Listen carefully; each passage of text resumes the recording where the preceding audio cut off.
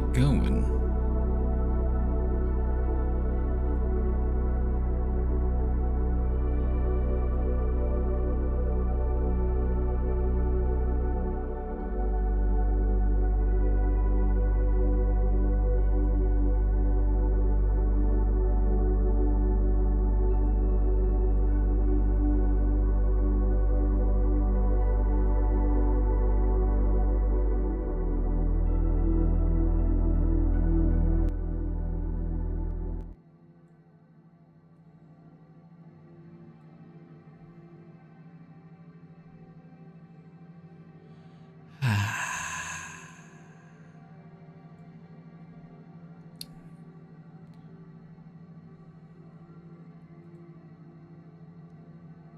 How's it going, everybody?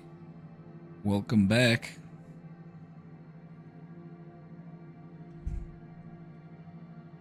It's Friday. I'm in kind of a chill mood today, so we're just gonna be winging it. We're just gonna see what happens. Went suit shopping this morning. I needed a suit. I don't have any suits, but I needed one, so.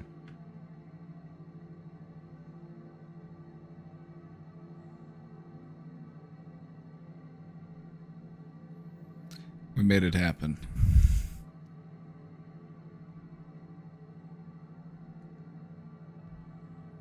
Yes, I'm now well suited.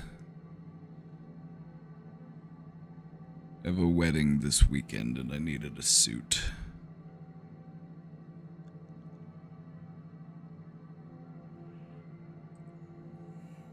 Couldn't fit into my old dress attire. I had dress attire historically, but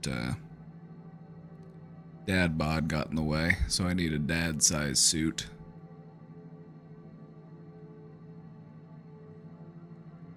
"30 pages left to read of the book." Oh, you're cruising. You're cruising. I'm about halfway through.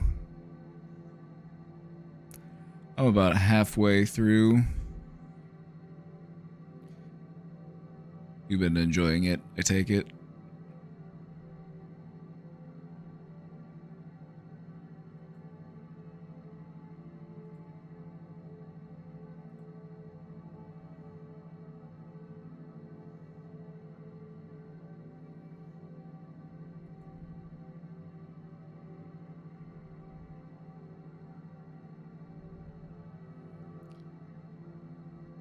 Very nice. Very nice.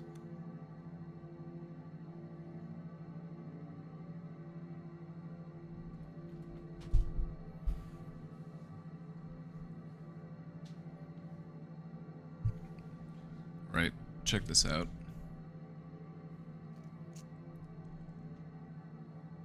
It's a cone. Watch this. See, look. Ooh. Ooh.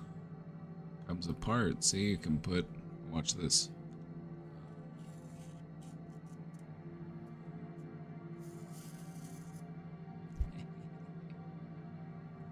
Now watch this one. Ooh. Ooh. Ho, ho, ho, ho.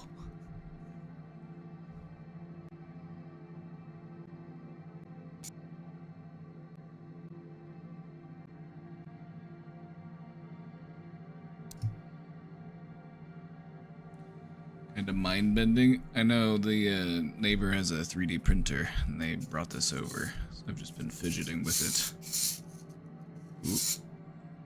Ooh. Ooh. Ooh. Ooh. Ooh.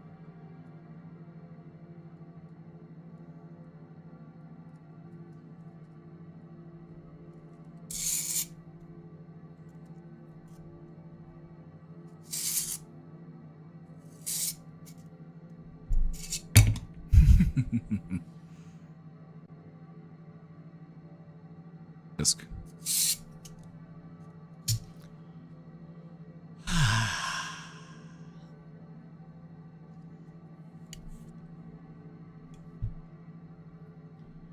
What is that? It's a 3D printed little fidget device my neighbor made.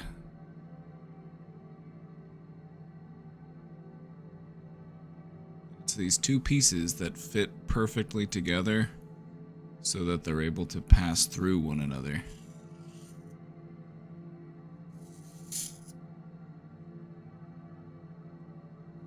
Pretty cool, huh? You can also even do them backwards. They still will go through each other.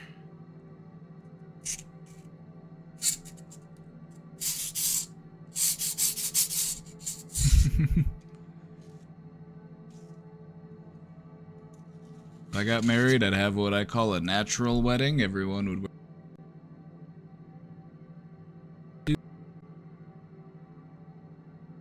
birthday suits, LOL, JK. My microphone died again. I think it's this cord, probably. I don't know. That sounds like fun.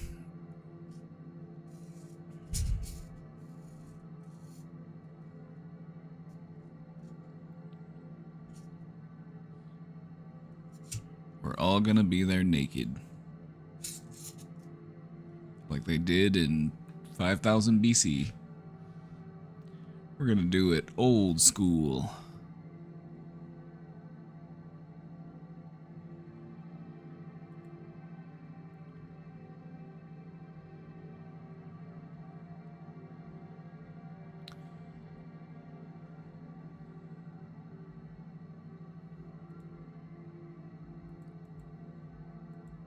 I'm feeling a little distractible. I've been feeling like I'm not super entertaining right now. I've had a lot on my mind.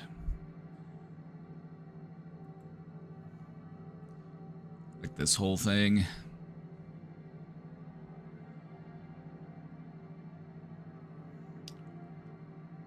Presidential order targeting disabled and unhoused people.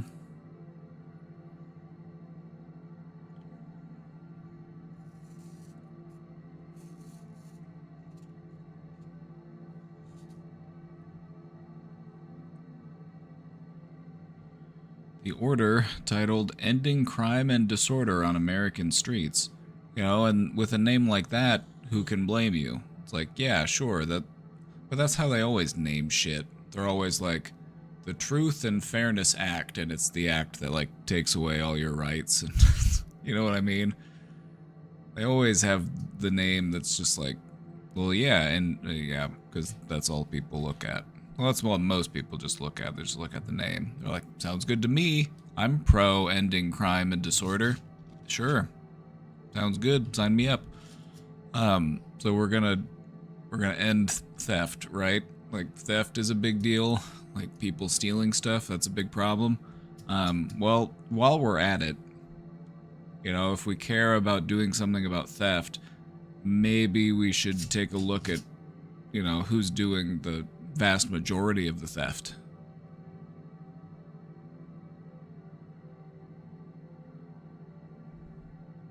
Does that mean he's institutionalizing himself?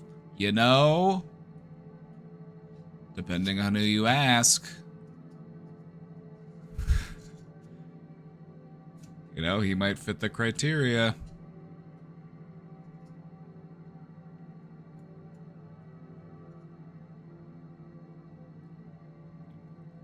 A majority of theft in the United States, because all of this data is from the United States, a majority of the theft is wage theft. Companies not paying their workers what they're owed, not giving them their full time, not giving them their full hours or their full wage, not giving them rest breaks, making them work off the clock. All of that theft is far greater than all of the other theft combined.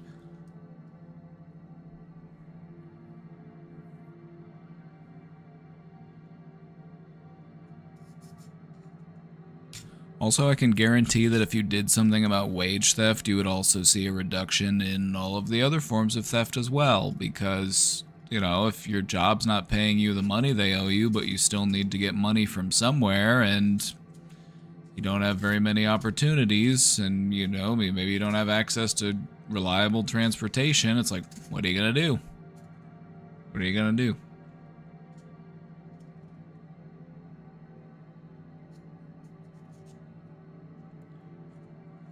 So, I mean, if we're pro ending crime, yeah, let's take a crack at wage theft. That's a big one. Let's see, 23, 8, almost 9, and then another 7. So 16, 17, about over $40 billion.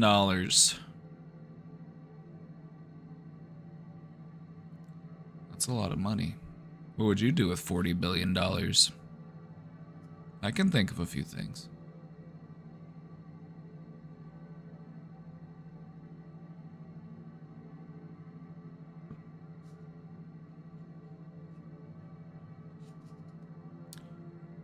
Directs the Justice Department to expand indefinite forced treatment for people with mental health disabilities or substance use disorder and those living on the street who cannot care for themselves. The order also purports to eliminate federal funding for evidence-based programs like harm reduction and Housing First.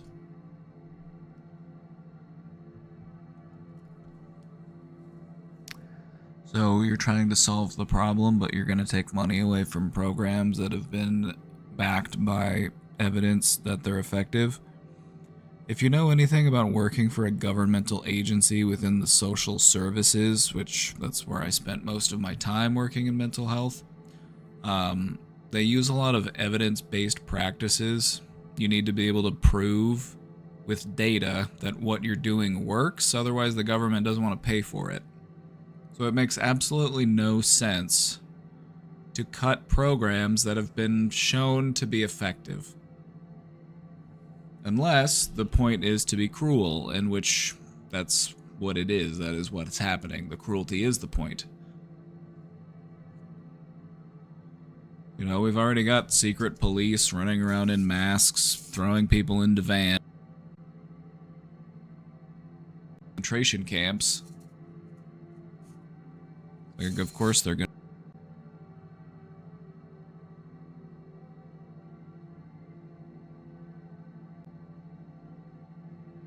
Of course they're gonna...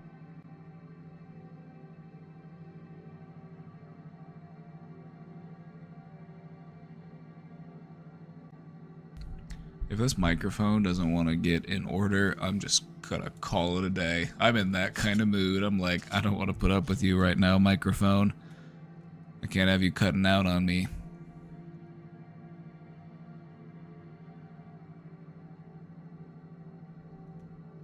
Mic is going in and out. Yeah, I know. It's... my microphone's messed up. It's probably just the cord. It's just one of those micro USB cords, and those things fail all the time, so... I'll just need to try a new one. See if that works. They also gutted the Office of Human Trafficking. Well, that's because the government wanted to take over the role of being the primary human traffickers in the country. They decided they wanted to take over the industry. Well, yeah, now the government just traffics people around.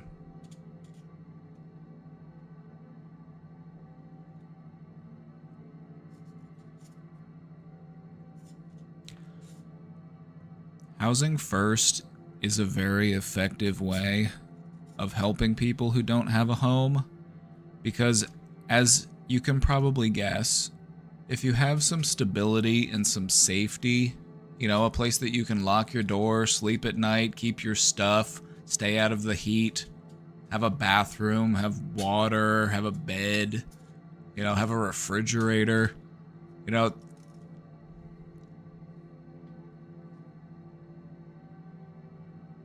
not having all of those things would probably really impact your mental wellness, right? It would be very stressful to not have any of those things.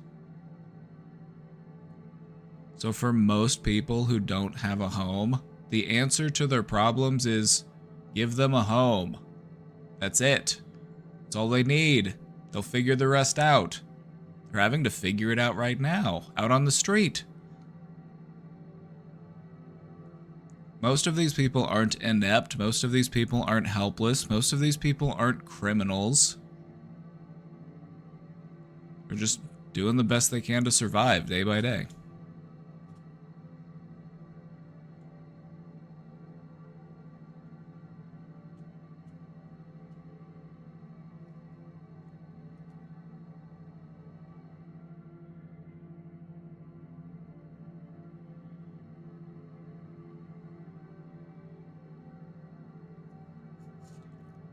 The big, beautiful bill. It is big, but I don't think it's definitely not beautiful. The big booty bill.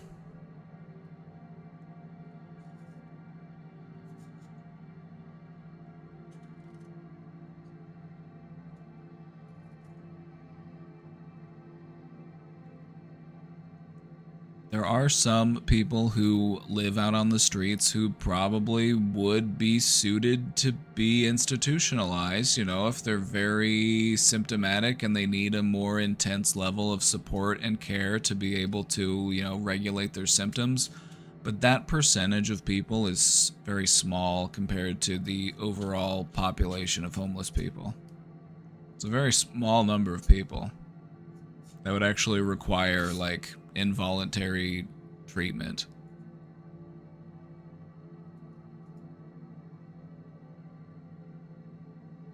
As I'm sure you can also guess, being very symptomatic, it can make you very paranoid, it can make you very stressed, it can make you very distrustful, it can make you not want to access treatment that is available, and so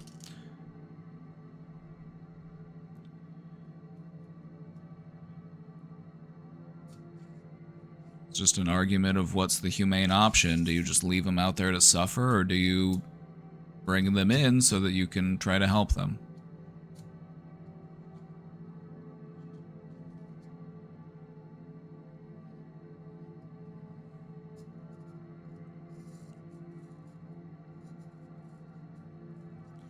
I feel like there need to be institutions that care for people who have a hard time caring for themselves, but those institutions are in a major need of reform. You know, what Ronald Reagan did in the 80s was push for a lot of deinstitutionalization, and so you saw a lot of people leaving, you know, state facilities, asylums, group homes, and they just had to go out onto the streets. And so you saw a big rise in the homeless population. Like, so there are people out there who are living on the streets who historically would have lived in an institution, who are then forced out of the institution. And so for some of them, it's like, we can't send them back to the same institutions that they came from. The reason why we deinstitutionalized because the institutions were so inhumane. Like, if we are going to have institutions, they need to actually be well-funded, well-staffed.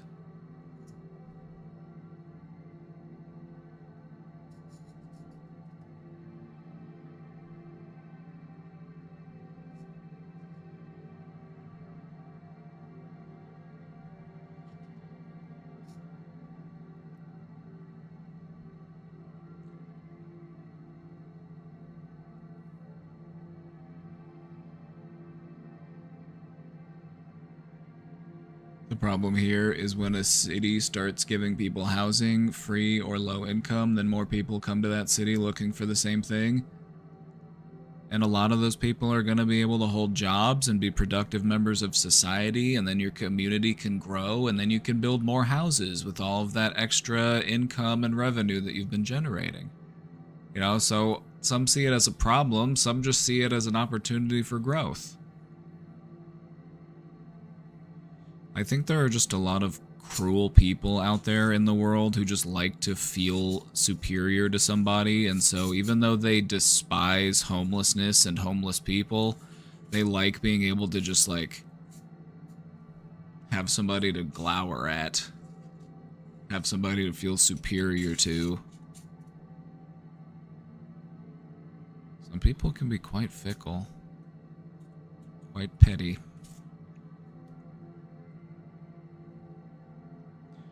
Anyway.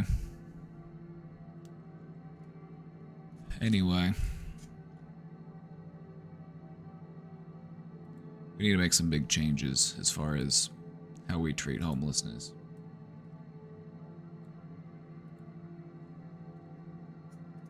See what happens.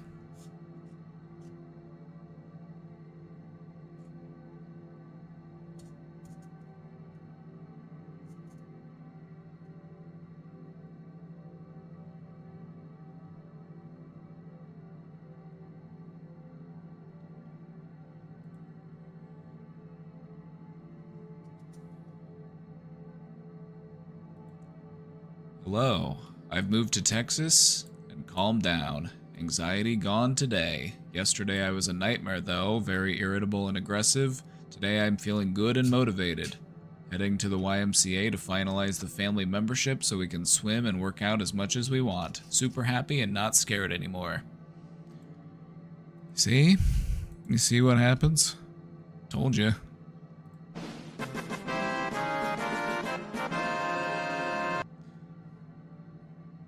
The W's. You live in the Midwest. Stop talking about subjects you have no experience with. LMFAO, dumbass MFer. Do you know what my history is with working with people? Like, I've worked homeless outreach. Like, I've worked with... Like, we have homeless people in the Midwest. I don't know what you're talking about.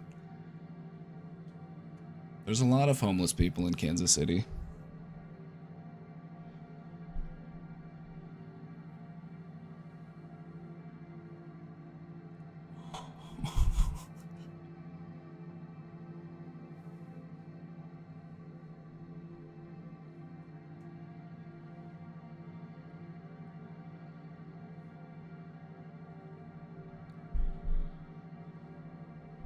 The funny part is like, you don't know fucking shit about it either. So, like, why are you acting like I can't talk about it?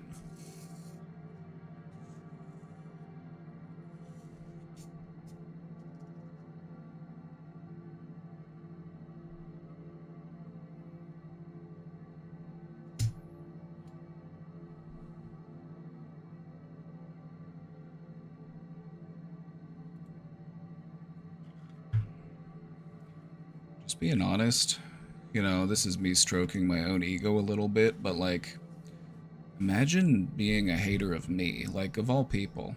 Like, I work pretty hard to not be hateable, but some people go out of their way to find a way to do it. You know? I put a lot of time and effort and thought into being a good person and trying to be kind to people. But some people just... They just see that and they're just like... They think they're so much better than me. I'll show them.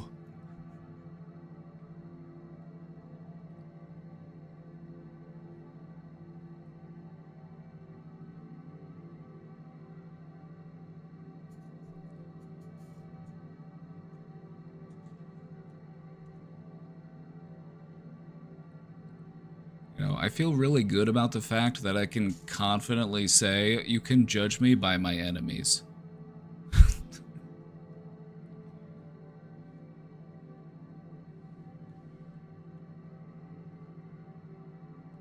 Oh, they got banned, and they were actually, like, shadow banned. Their messages were only showing up to, like, me and the moderators because they were already a monitored suspicious user. So... They're probably gonna end up getting, like, completely banned from Twitch for ban evasion or something. Which will probably be good for them. They probably need a new hobby. You know, not saying that hanging out on Twitch is bad, but, like, just hanging out on Twitch all day and, like, being a hater in chat, it's like, are you okay? Is this what you want to do? You got how many days that you get to be alive on this earth, and this is how you want to spend it? All right.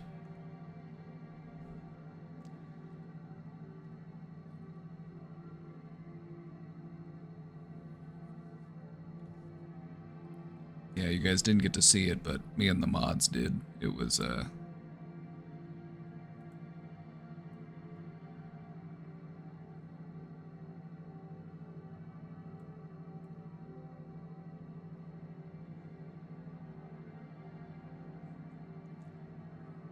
you know, instead of asking me, do you have experience of working with homeless people?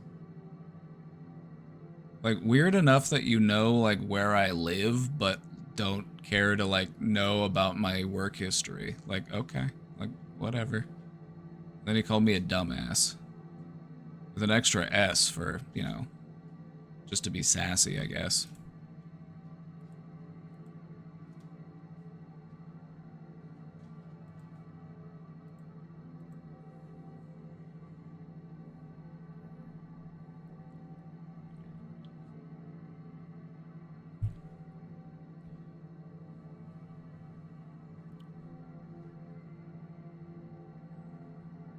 Why are you in here trying to bully me? Shouldn't you be studying for your GED? Okay, that was mean. That was mean. You come at me on the wrong day.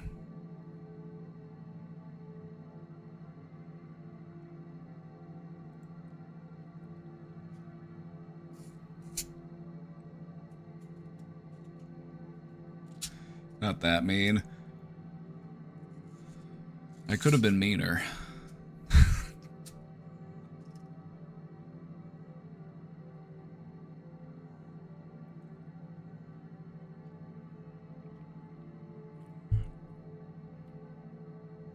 I just gotta be careful. I gotta use my powers for good and not for evil.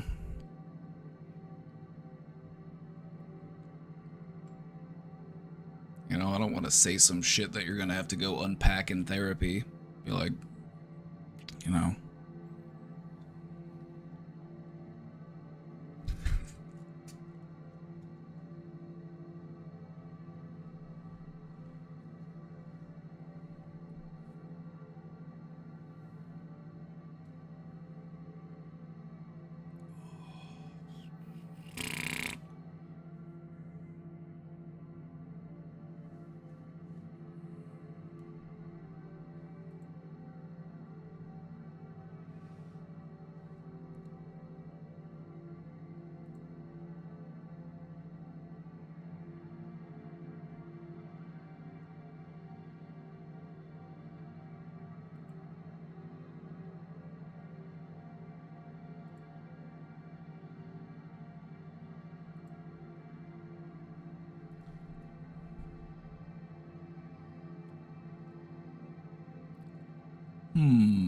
How do you do viewer call-ins? Twitch added a way that you can do viewer call-ins. How do you turn it on? I'm looking for it.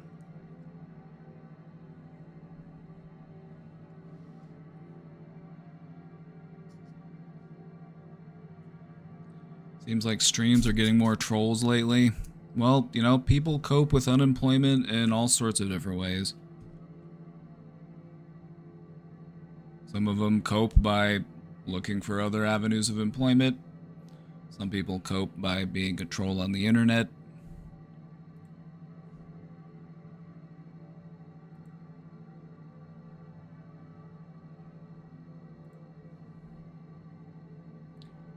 You know, if I looked at myself in the mirror and asked myself what my purpose in life was, and the answer that I got back was to be a troll on the internet, I would not enjoy that feeling. I would definitely want to call some things into question.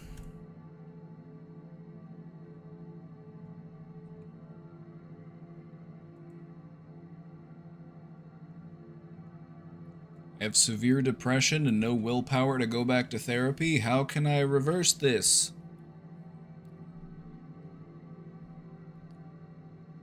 Based on where you're telling me that you're at, severe depression, feeling no willpower, we're gonna need to start small. Small, meaningful steps. That's what helps you to get started, build some momentum. So what's one small thing that you could do today, here in the next few hours? You've got time to build up to it. What's something small that you could do that would be your way of saying, hey, depression, fuck you?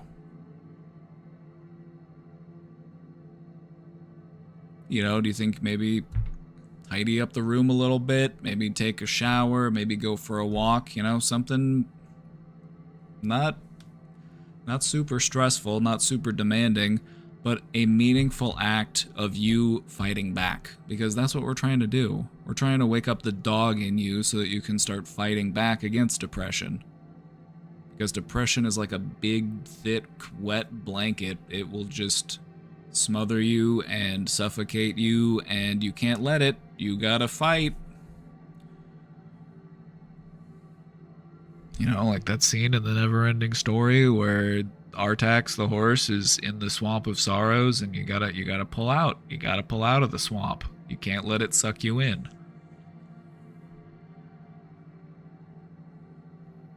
That movie scene fucked me up. Sorry to remind you of that movie scene.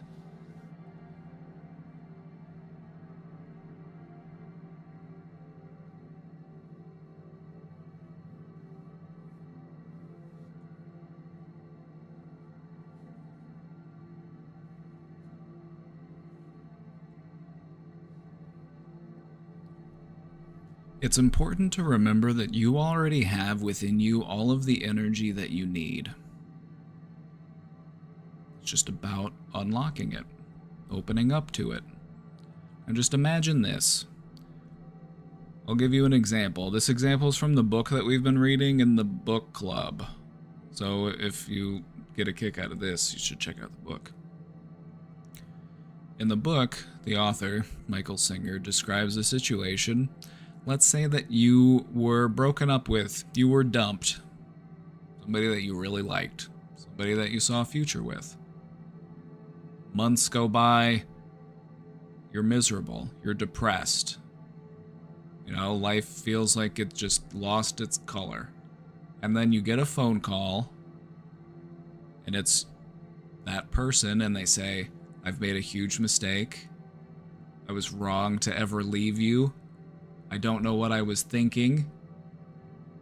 In that moment, you would get a massive rush of energy. You would jump up and you would hop in the shower and they're like, can I see you? Can I come over? You better believe you would be up and your ass would be moving. Where did that energy come from? You took it back from your hurt. When we hold on to hurt, it saps our energy. If you want to find energy, find hurts that you're willing to let go of.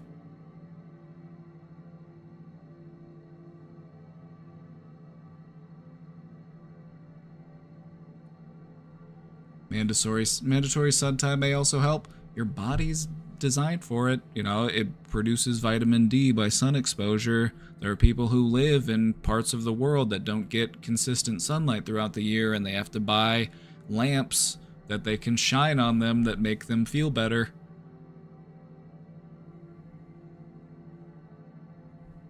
That actually happened to a buddy of mine, and now he's married to her. We love love, don't we? The whole point of that story, though, is that it's relatable. You could understand how something like that could happen.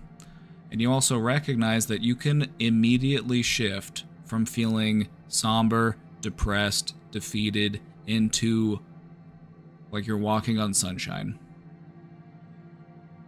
And all you have to do is let go of hurt.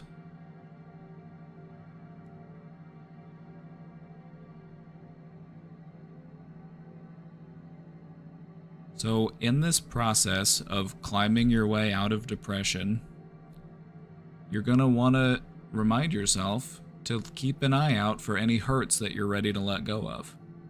Any old doubts, any old pain, anything that, you've just been carrying around and you've had it for so long that you're just not even sure why you keep it around. It's just always been there. It's like having an ugly painting on your wall and then you're like, you know what? I hate that painting. I'm going to take it down. I'm going to put something new up.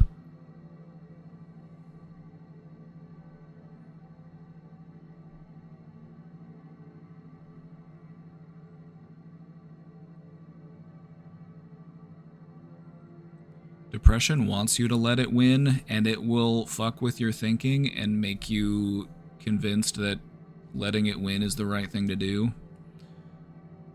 Fight it.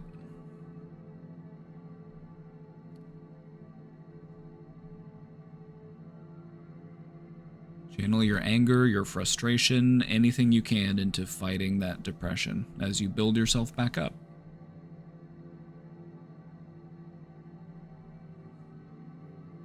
It's not going to be a linear path. It's not a straight path upwards. There's going to be ups and downs, but it's about the trajectory.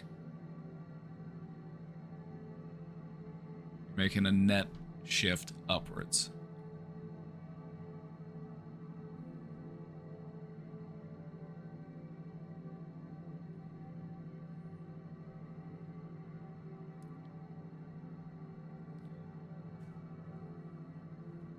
The thing about depression is if you're at like a really low depression, therapy could be like minimally effective, but you know, I would say do what you can to try to lift yourself back up a little bit and then revisit the idea. You know, because when you've got a bit more of your energy back and you're on a bit more of an upswing, that's when therapy might really serve you to its best effect. You know, sometimes when you're way down in the hole, you're the only one that can crawl yourself out of it. You know, other people might try to throw you a hand or lend you a rope, but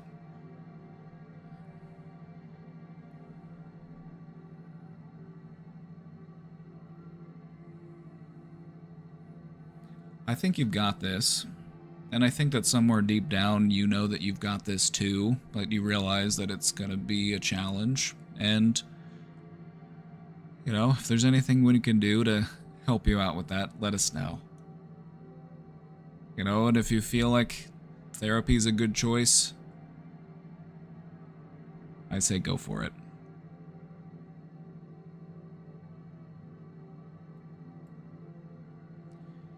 You know, the part of you that decided to submit that message, that's the part of you that wants to see you doing well. It's the part of you that wants to see you feeling better. So learn to listen more closely to that part of you.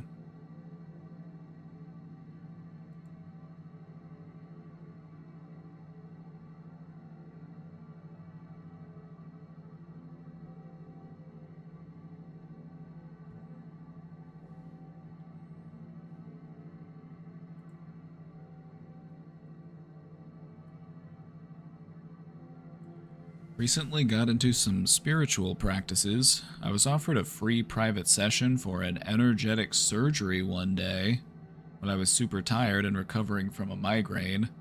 You know, if I was recovering from a migraine, I might try energy surgery too. Like, that's where migraines will put you.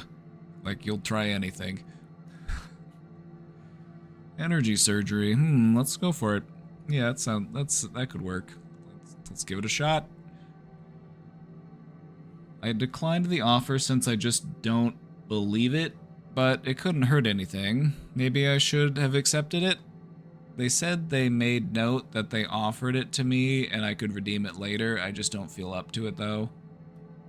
I'm just not a very spiritual person and I don't feel like I can give myself to the experience. I'm currently debating on if I should just trust my gut and not do something I'm not into, or if I should give it a try. You know, whether or not it's the mystical experience that they might be portraying it as, you still might be able to get something out of it. You know, maybe you find it refreshing or uplifting for some reason that you didn't fully expect.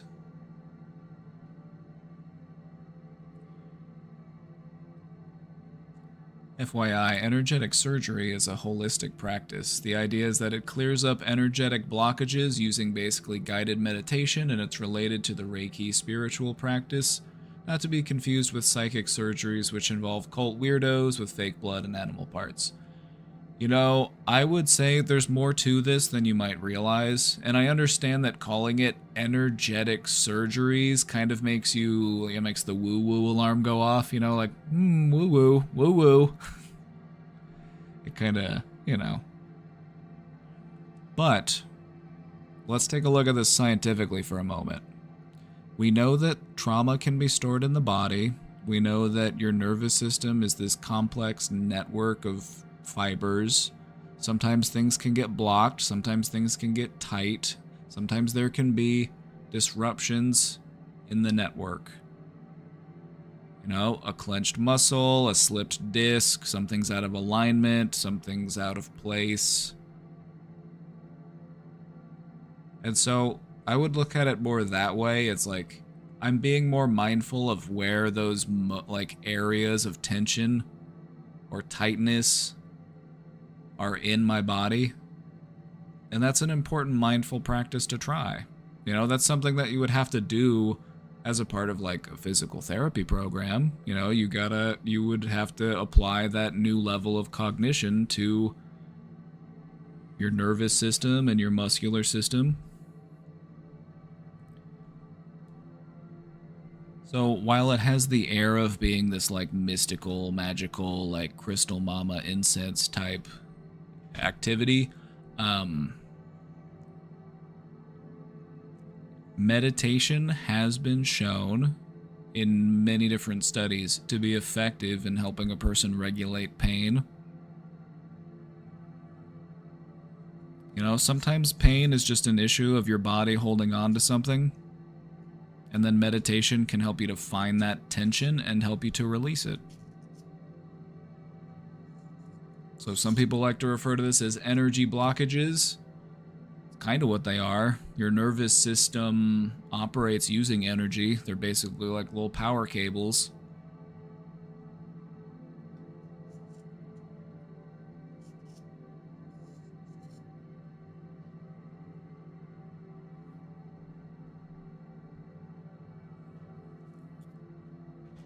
What I would also say is you could try it on your own. There are guided meditations that you could do at home, and that way you don't have to worry about getting another person involved. You could just do it in the privacy of your own home.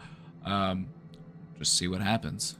You know, just approach it like a scientist. Approach it with curiosity and question and intrigue. You know, look under that rock and see, like, hey, what's going on here?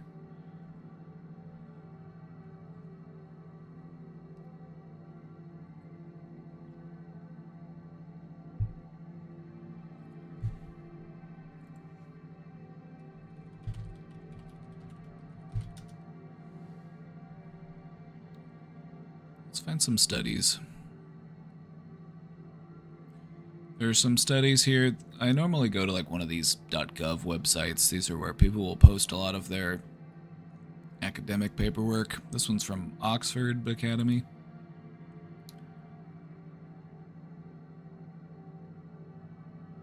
Mindfulness meditation has been shown to help with pain symptoms, depression symptoms, quality of life, and yeah.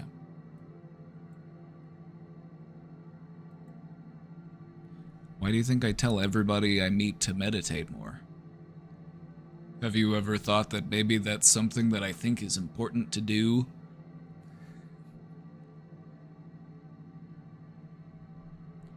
They've done therapies with all sorts of people with chronic pain. They've done it with people who had lower back pain, fibromyalgia. They've done it with burn victims, you know, burn patients. You know, they taught them how to meditate and saw how it affected their levels of pain. And so this is basically what you're doing, except somebody's helping kind of guide you through it. They're helping you do a mindful meditation to help you relieve some of your pain that's perhaps caught up in your body somewhere. Because you've probably noticed, like when you get a headache or when you get certain types of aches, it's normally in a similar spot.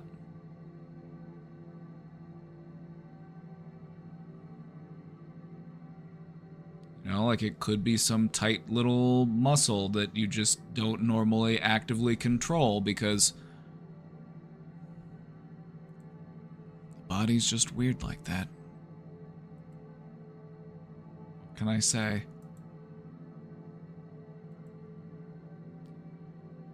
How do I turn on this? How do I turn on this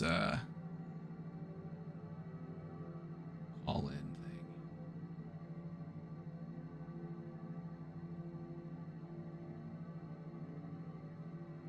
to do the stream together thing? Is that what it is?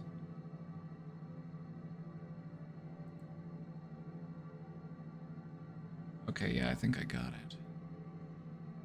Okay, we got it. We got viewer call-ins.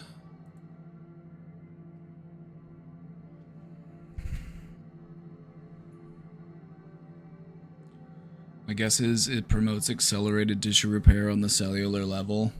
It's not a bad guess.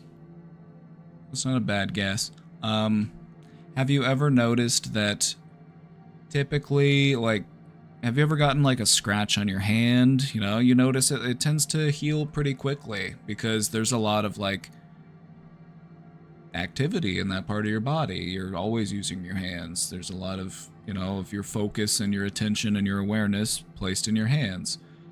But then maybe like you get a scratch somewhere else on your body and it's, you know, a more remote region. You know, maybe it's on your back or your ankle or something. It's like, I don't know. I've noticed sometimes that I've had like cuts and scrapes on my hands that will just heal way faster than on other parts of my body, especially if they just aren't parts of my body that I use all that much.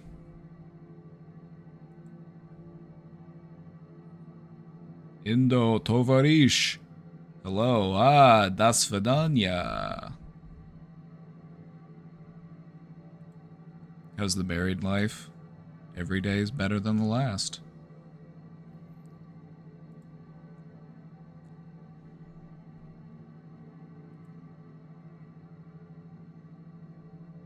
We're living the dream. I always thought maybe we'd end up together, I don't know. Well, you know,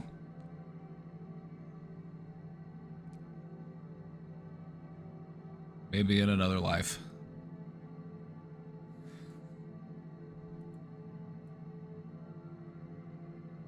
Just wasn't meant to be. What are we discussing? Well, we were discussing how meditation can be helpful with pain. You know, somebody was approached by somebody who wanted them to do this like energy healing type thing, and basically all those are is it's a person helping you to meditate on your pain so that you can learn how to manage it. That's all that's going on. You know, there's nothing mystical about it. It's something that your body can just do. You know, so I want to try to demystify some of that stuff that might initially sound a little woo-woo to you. But it's scientifically backed. They've done tons of studies on it. Meditation can help with pain, it can help with depression, it can help with focus. There's all sorts of stuff it can help you to do.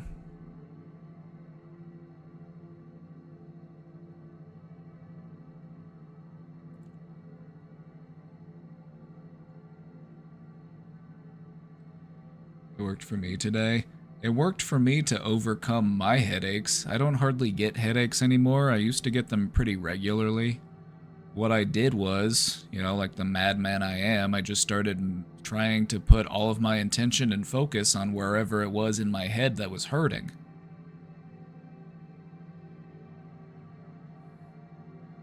You know, and normally when we have a headache, we try to not think about it. We try to not focus on the pain. We try to skirt around it. But what I found the answer is approach the pain. Go through the pain. Come out on the other side of the pain.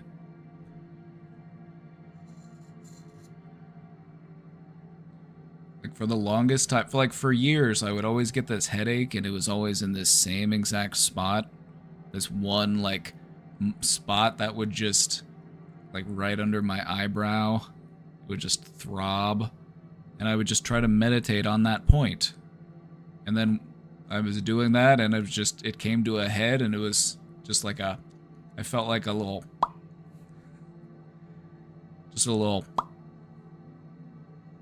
and then the pain rushed away.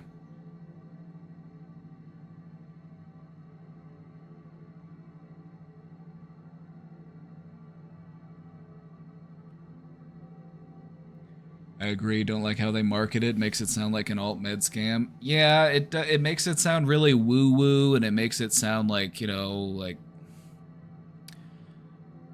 Some people go for it, some people like it, and those are normally people that I really like hanging out with. Those are always some of the most, like, Have you ever noticed the people that normally believe in that type of stuff, like crystals and energy and all that type of stuff? They're always very chill. They're always very friendly.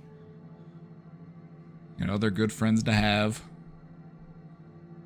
But, you know, some of us are scientists and we approach things like a scientifically minded person, and so that's what I did. I approached these types of topics. And it's all about helping you be more mindful.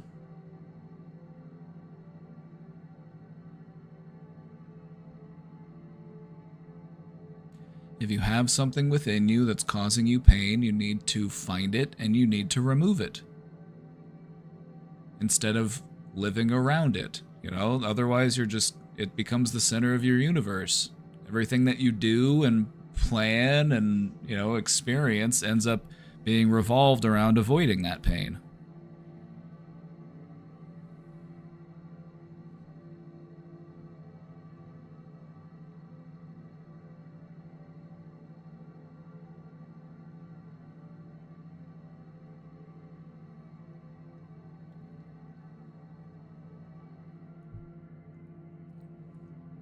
My mom's very heavy on homeopathy and stuff like that. The thing about homeopathic treatments for stuff is that some of them help, some of them don't do shit. You know, and some things it's okay to just like, you know, like, oh, your stomach's upset? Like, here, have some ginger or some, you know, there's there's different remedies for stuff. You know, there's homeopathic approaches to stuff. But then in some stuff, it's like, maybe we should trust the doctors.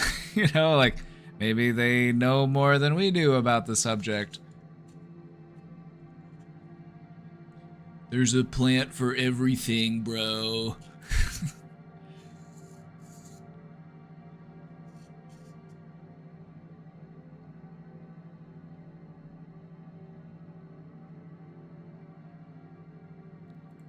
Robin here. Not a question, just sharing a W, I guess.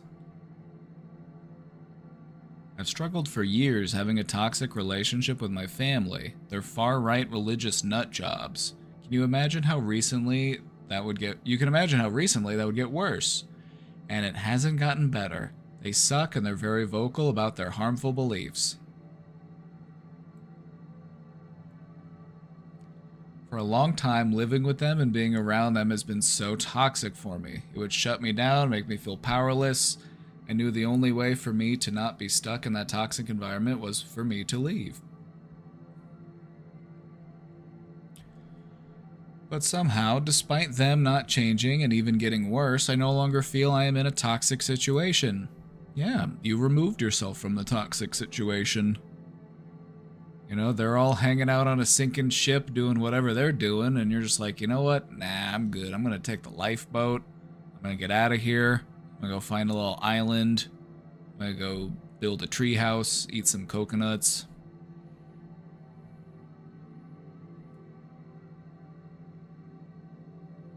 It seems I have changed. See, we knew. We knew it. We knew it. We knew it. We knew it would happen. I feel strong and independent and more secure in myself. Soak up that feeling. Just like a... Just flop around in it a little bit. Like a pig in mud. Like a pig in mud, just roll around in it, cover yourself in it, just let it soak into you.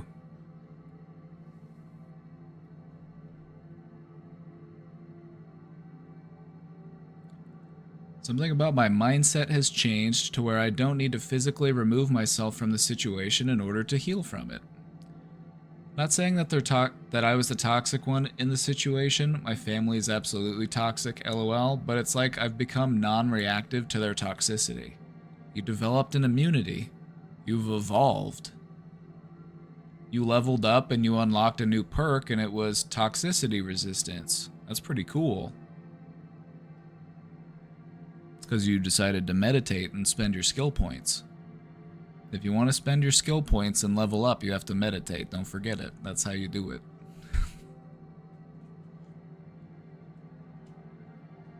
I feel like having to live in this situation for so long has just made me stronger and a better person now. W. That's a W.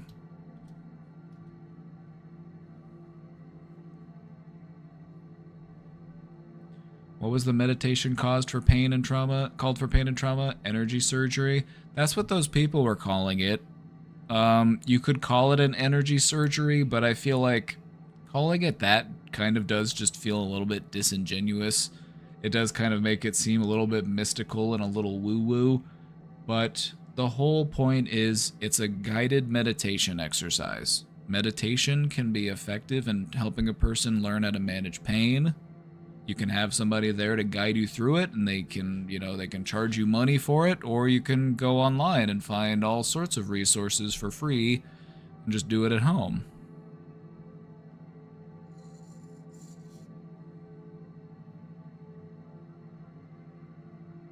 Let's pull up YouTube, I'll show you.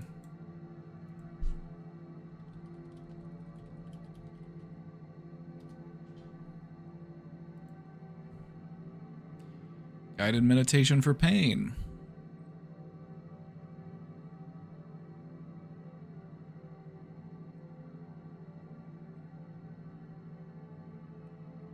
"15 minutes, 30 minutes, 23 minutes, 40 minutes, 3 hours, 21 minutes. Learning how to cope with pain is one of the most... I feel like... Then this is just me guessing, this is just me making a hypothesis here. I feel like wanting to learn how to manage pain is one of the main reasons why people start meditating.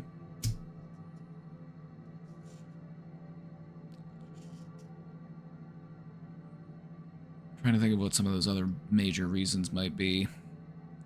Some people do it as a result of being isolated. A lot of people, for example, when they are incarcerated, they've got nothing to do, nothing to entertain themselves, and they're just alone with their own thoughts, and so they learn how to meditate because that's all they've got that they can do.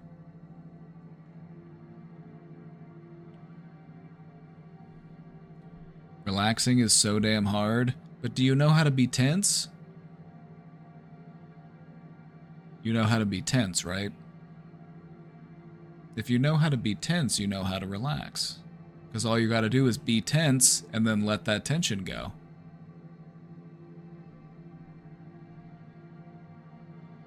Relaxing is easy. You just gotta let go.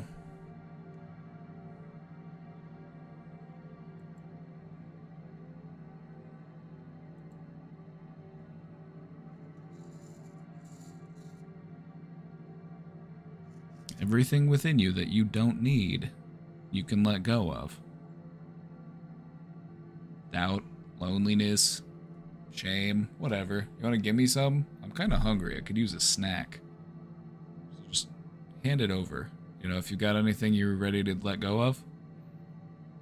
Limited time offer. I'm only going to hold my hand here for so long.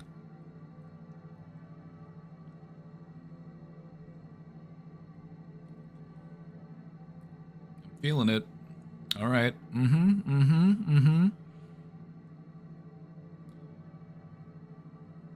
right, give me that.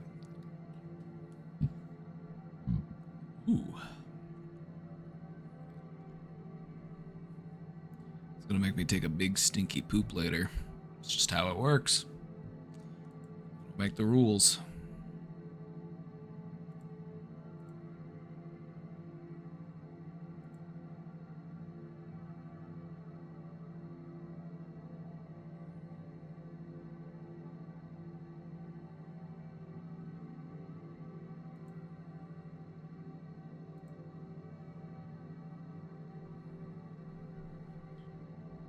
Okay. Since when did you begin doing this stuff? Twitch and all? I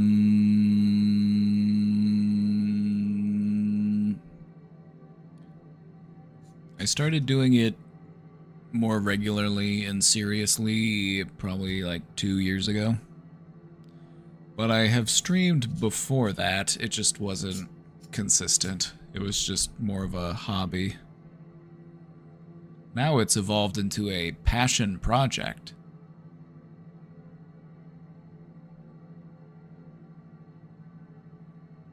You know what that means? The next step is job.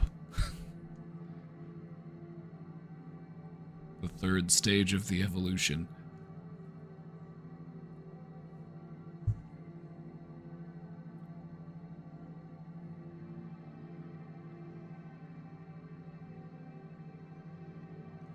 There's some frog position thing, but my hip bones were too pathetic for it. Ah, what you probably noticed there was the resistance within your hips. That's why they call them hip openers. You know, you kind of got to work your way up to being able to just get down there like a frog. But what you'll notice is that your hips can open up, and, you know, it's like learning how to do the splits. You know, like your legs can bend that way, but they're not used to bending that way because you normally just, you know, go forwards and backwards with them. You don't normally go like side to side. So just take it slow. You know, that's why I always tell people, if you're getting started with like a yoga practice, just take some time to get more familiar with your body. Find those areas that are tight.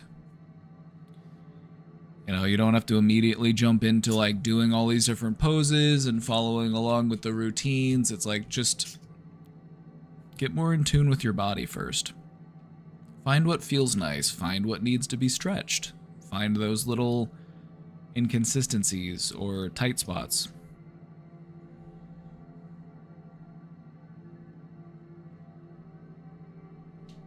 Anybody want to call me? Anybody want to call me? I just don't have a fuck to spare today. I've run out of fucks to give today. So I'm thinking, you want to call in?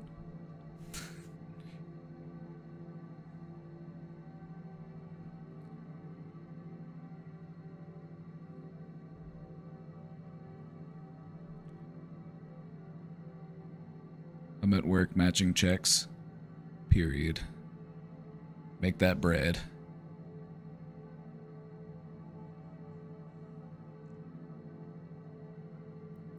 Consistency is key for this stuff. Let your body get used to it so it gets easier, just like exercise. True. True. Just like exercise. Just like learning how to play an instrument. Just like learning how to juggle or play a game. It's like, you take steps. You take steps to build up your ability. You know, you don't get frustrated with yourself for not knowing everything right off the bat. You allow yourself to make that progress. I haven't turned on call-ins yet. Nobody's too shy, I just haven't hit the start button yet. That's just on me. Alright, we're caught up with questions. We complained about the president. We talked about meditation. So I guess that means it's time. You can already see me over here. You don't need to see me over here.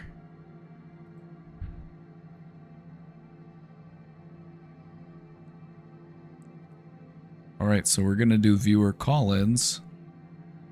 It does it through Twitch, I guess. So I'm not sure how exactly it works. Never done it before. We're gonna give it a try.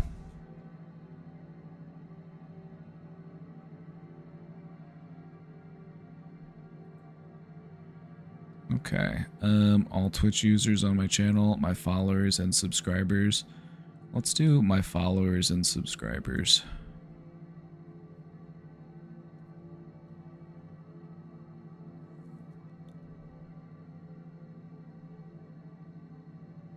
Should we enable video or just do audio only? Let's just do audio only.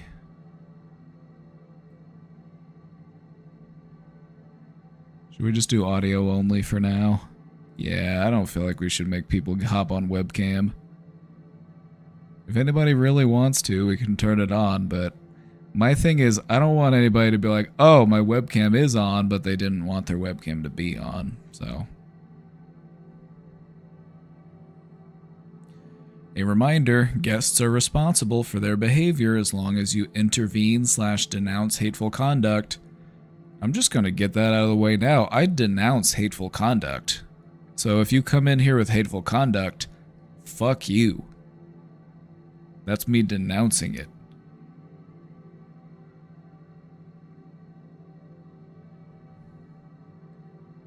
So your viewers will see top of chat. You can click to call in, bottom of chat. Oh, if you get selected as a guest, you'll get the little invite link, and then you can click join. Okay. All right, let's do it. Audio only. Calling in is fun. Go, guys. It's been a while since we've had a chat. You've been around since back when we used to do call-ins all the time.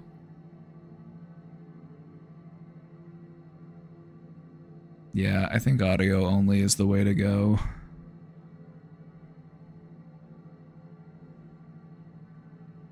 Like, I like you, but I don't really care to know what any of you look like. I just like the mystery.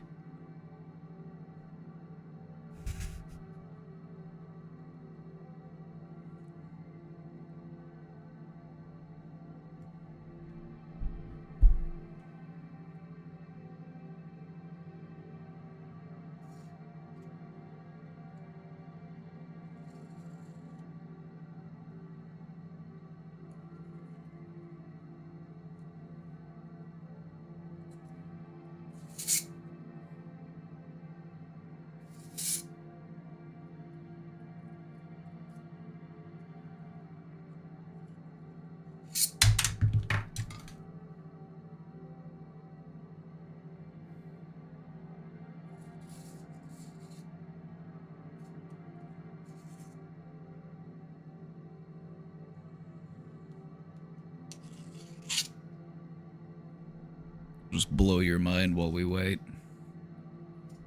If you have a question for the question box, feel free to drop those in, because I can jump between. Because if you request to call in, it will pop up and it'll show the request, so we can just take the call whenever. But yeah, get in here. I painted dicks on my cup. You made a Dixie cup.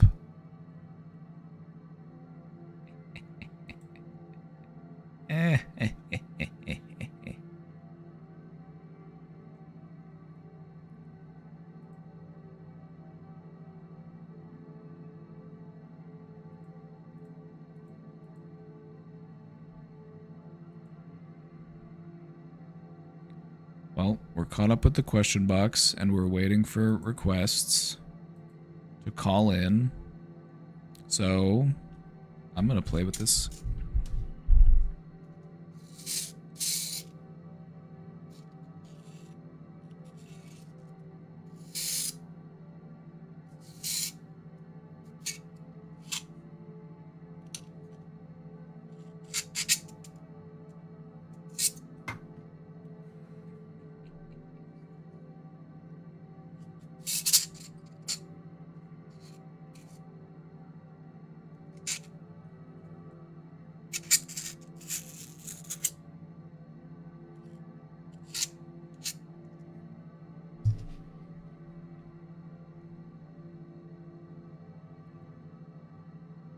I've had times where chatters ask about call-ins. I'm like, where are you, OMG?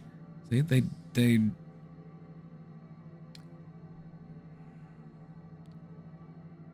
Don't worry. They'll get here. We've got somebody right now who's ready to call in. They're just working up the nerve to do it. You're gonna have fun, alright? You're gonna have fun. It's gonna be a great time. It's gonna be just fine. You got nothing to worry about. Everybody's going to think you're so cool. Also, if you're not already subscribed, somebody will probably even gift you a sub. That's how it used to happen.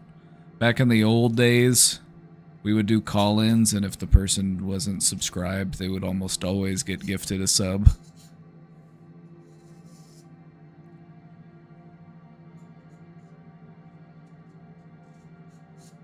Even if you just want to call in to say, hi, love the show, have a great day, have a good weekend. You know, that's fine too.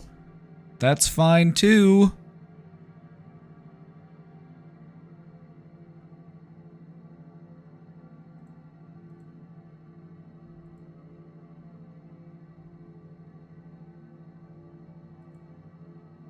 How are you today? Are you going to watch the new Fantastic Four movie? Eventually. Probably. Maybe. If it's good, I'll probably watch it when it comes out on streaming. I don't think I'm in any big hurry. I do kind of want to go see Superman, though. I've heard that was fun. I kind of do want to see that one in the theater. I'm watching it tonight. I'll let you know if it's good. Alright, I trust you. I'm sure Rorschach will see it too. I wonder if he will like Fantastic Four. Because Rorschach did not like Superman.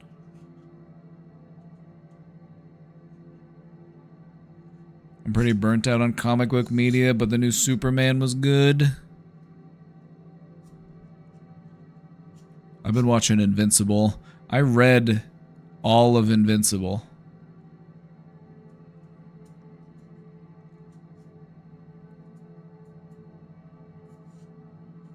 Invincible is good. I liked that one.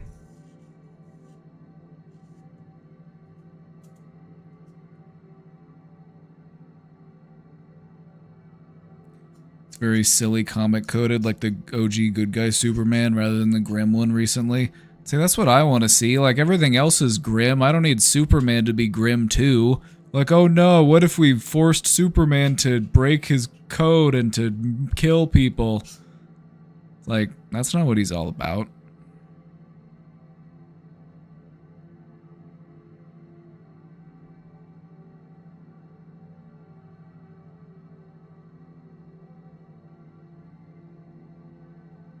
Ben Shapiro didn't like it. Yeah, Ben Shapiro didn't like it because in the movie, Superman intervenes to stop a genocide. And Ben Shapiro is against that, apparently.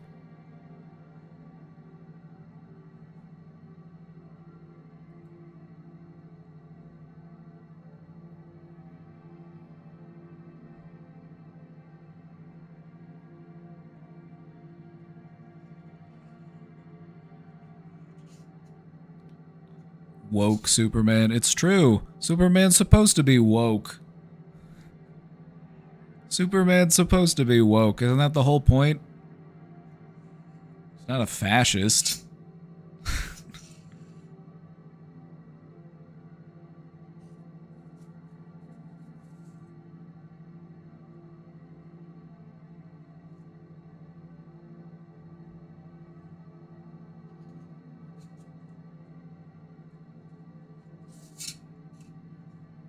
Not a single gay person in the movie. I heard the actor that played the dog was gay.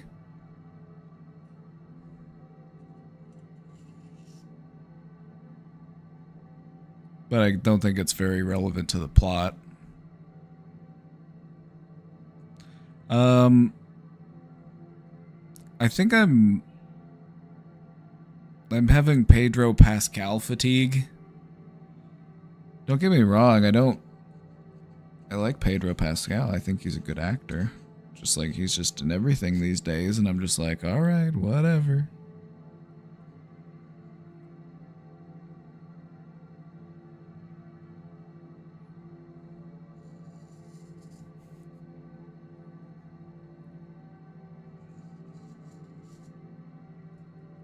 Rowling is attacking him, so he must stand. No, I like Pedro Pascal, it's just I want to see somebody else in a movie. Because the thing about overcasting people is it's like, it takes you out of the film, it ruins your immersion. You're like, oh yeah, it's that person that I've seen in all these different things playing this character. I would rather they just cast more like random people. There's so many like talented actors out there who will just never get screen time because they're just not the popular person. You know what I mean?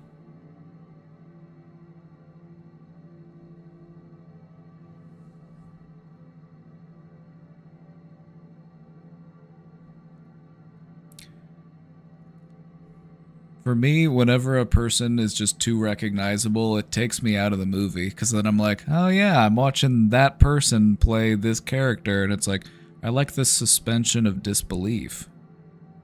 You know? But every time I see Pedro Pascal, I'm like, hey, that's Pedro Pascal.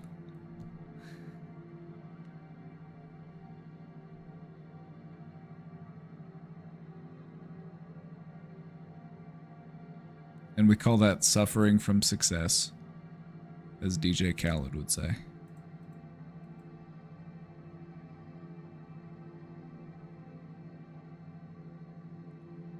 Alright, chat, it's the time to call in. It's the time to call in.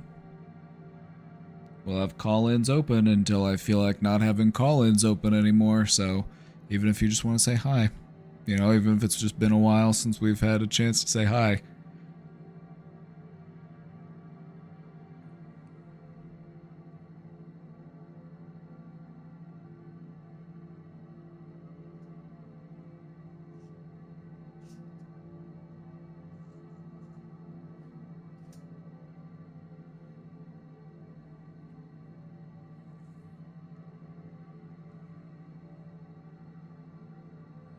Orc Tree would have loved this. It's true.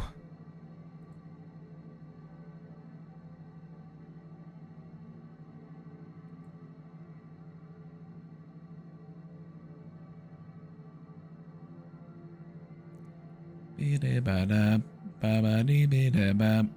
you kept up with the Paramount and CBS stuff? I heard that Paramount merged with Skydance in some deal or something.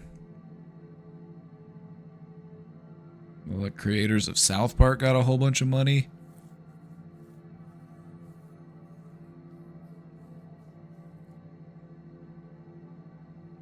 But if I'm gonna be honest, I don't care about CBS. I care about PBS.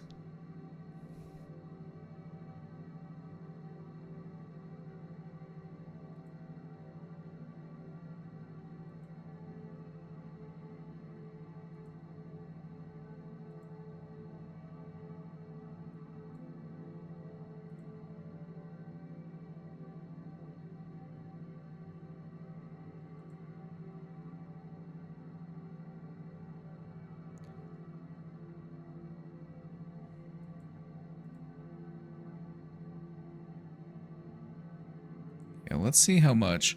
Let's see how much it was. CBS.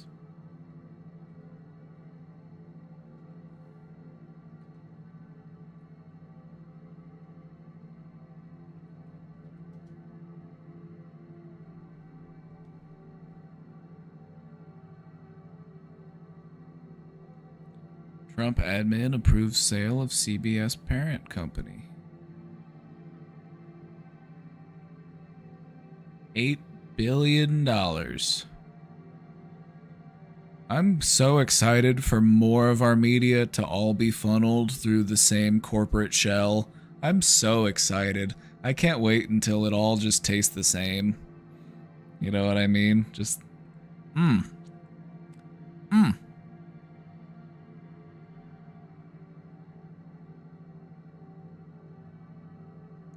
Stephen Colbert show is being canceled. Yeah, they're canceling The Tonight Show, which is kind of wild because The Tonight Show has been going for decades. Like, it predates Stephen Colbert. Stephen Colbert will be fine. He'll probably get a new show somewhere else like Conan O'Brien did. Like, he could probably do a web show even at a fraction of the cost.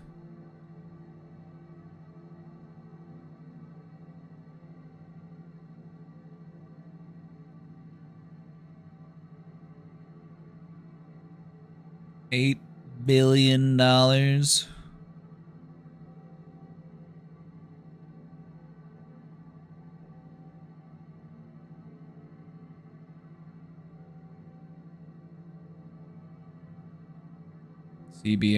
Nickelodeon, Paramount. Under the ownership of tech scion David Ellison.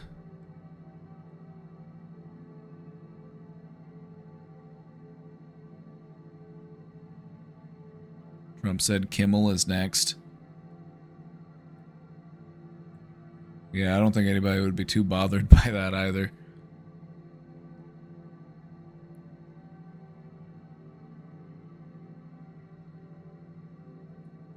Who is David Ellison? What's he look like? Is there life behind the eyes? Does he look like a lizard person? Oh. This is what he looks like?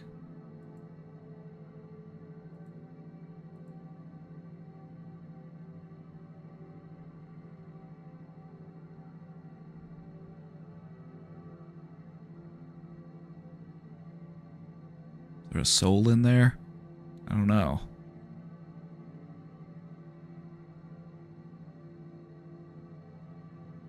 What do you think? What's going on in there?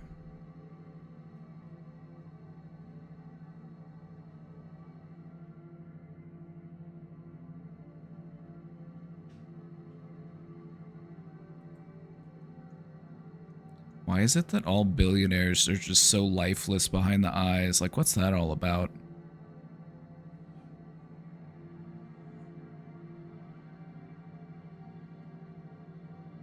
Do you think he got lip filler? Do we have any experts on lip filler who can confirm? Do you think those are just his big naturals?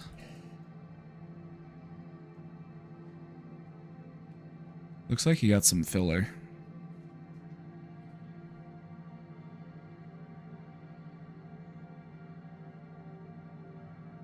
He said, I want them big and pouty.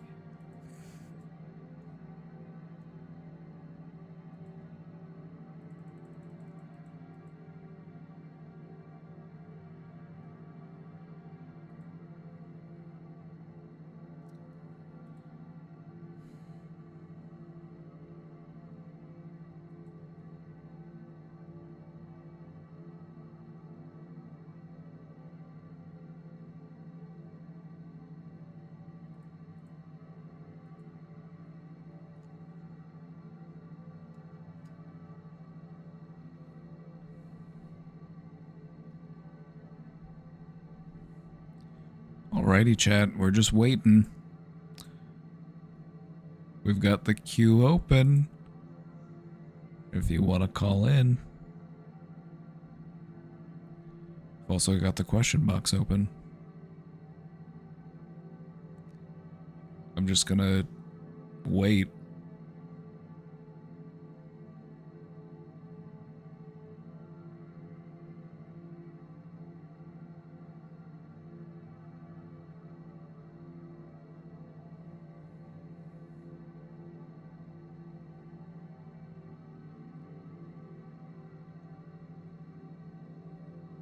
You heard France is going to recognize Palestine in September. All words, no action yet again.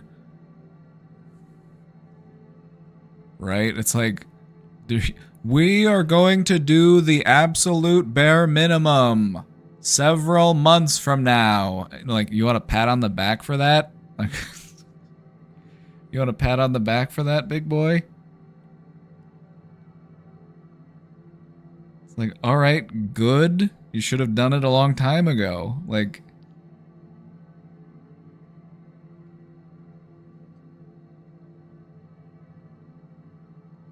no, we're not gonna, that's just, isn't that what they just try to keep feeding us? They're just like, we're gonna do the absolute bare minimum way later than we should have. And we're just gonna say that's just how government works. And you're gonna congratulate us and cheer for us and give us medals and trophies and pat us on the back and say we're so happy that we elected you.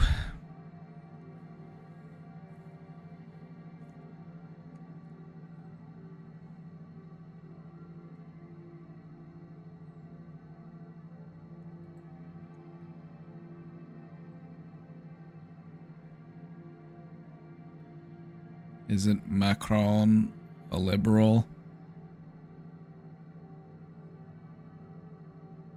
He's to the right of me, and that's what I don't like.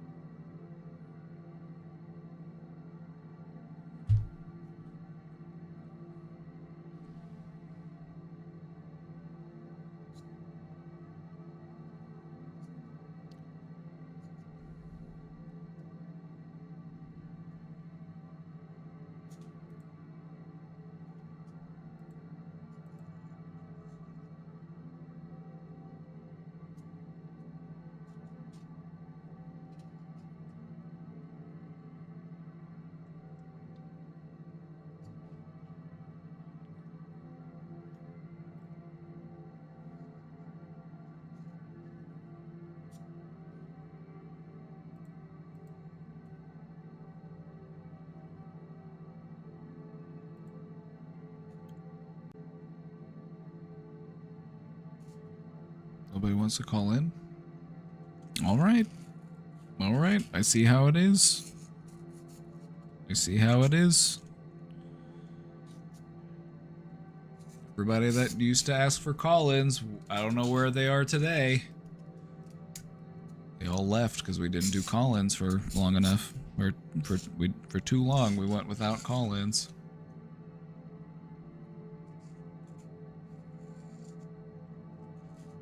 Where did I get my headband?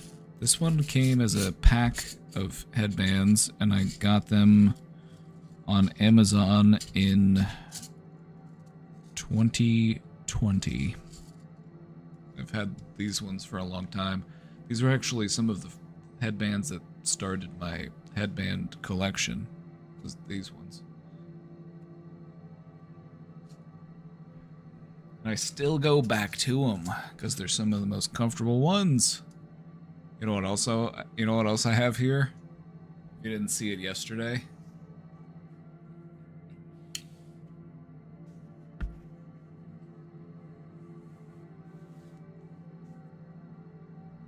If you didn't see it yesterday. Want to make you a personalized headband? You're gonna put a wiener on it, like on the cup? I've already got a headband with a wiener on it.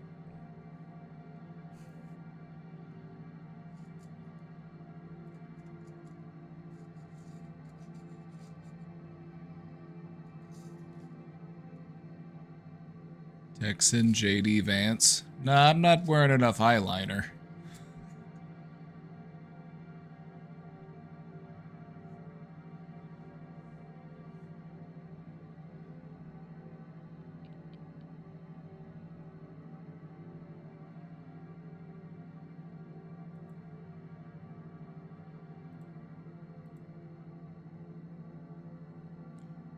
No questions. No call-ins. I guess I'm just gonna go log off and cry.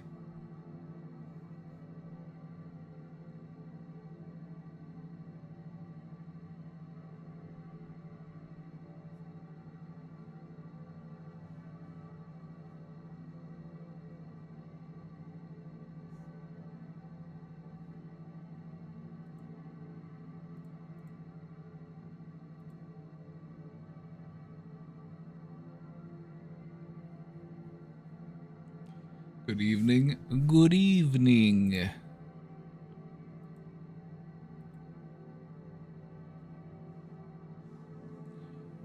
you do today's connections and Wordle? I've never done a Wordle ever, and I don't plan on starting now.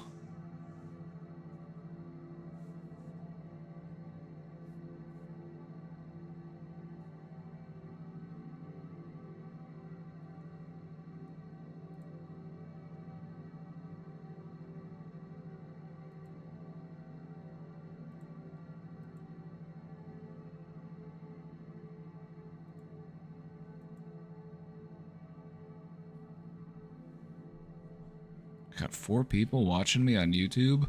I'm blowing up on YouTube. My viewership has doubled on YouTube.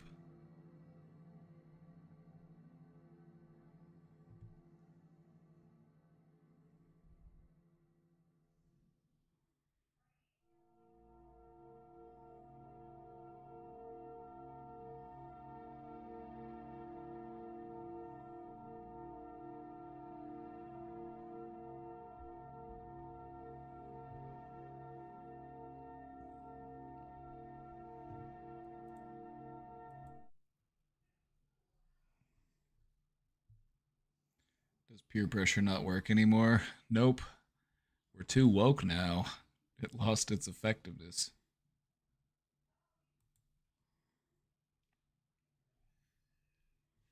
I tell you what, I'm gonna go take a bathroom break. And then if you want to call in, you can put your request in to join the call-ins, and so it'll keep you in the queue there. Or if you have a question to drop in the question box, you can drop that in. I'm gonna take a bathroom break.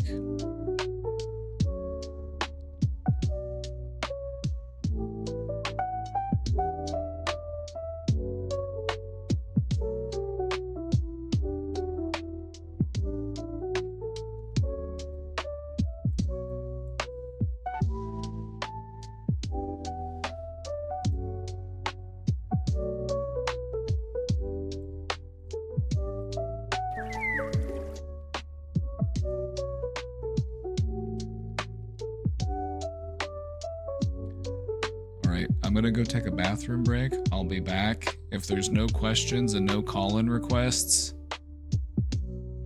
I'm just gonna log off. We'll just say we're done for the day. All right. Yeehaw!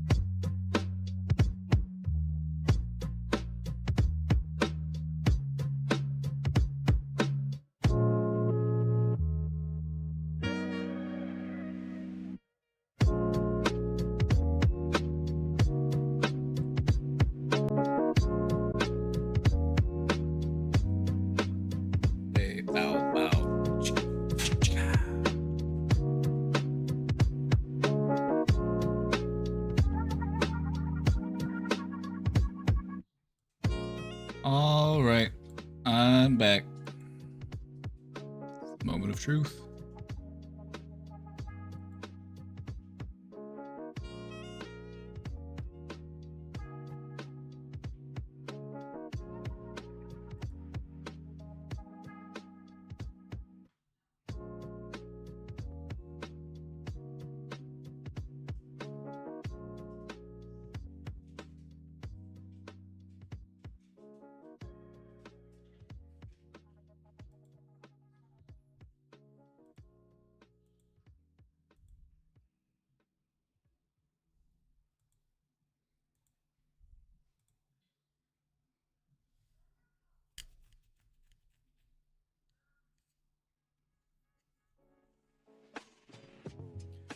Alrighty, we got some questions in the box.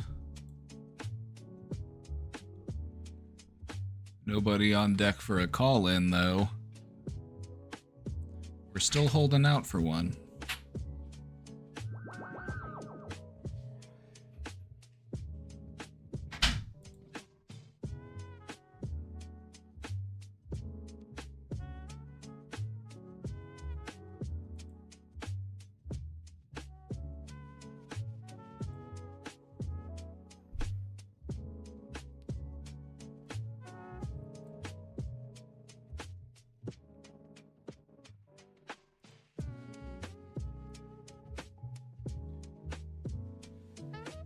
Hey, psych student here. Got any interesting stories to share? Like why you got into psych, how it shaped you as a person, maybe made you more understanding or perhaps cynical? Would love to know. Perhaps any tips to share? Love you, unless I'm getting your background wrong, then sorry about that. Canadian spotted. Canadian detected. Nope, that is my background. I am a psychologist. What got me into it?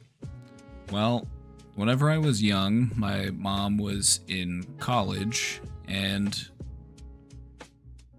I used to read her textbooks. I used to get bored and read through her books.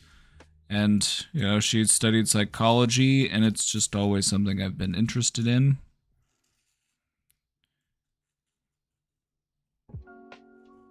I've always been interested in understanding consciousness and the nervous system and why people do what they do. I started taking courses in high school. That was the first time I was able to actually take a psychology class, so I did that. And then started taking more of it in college, decided to major in it, and here we are. Here we are.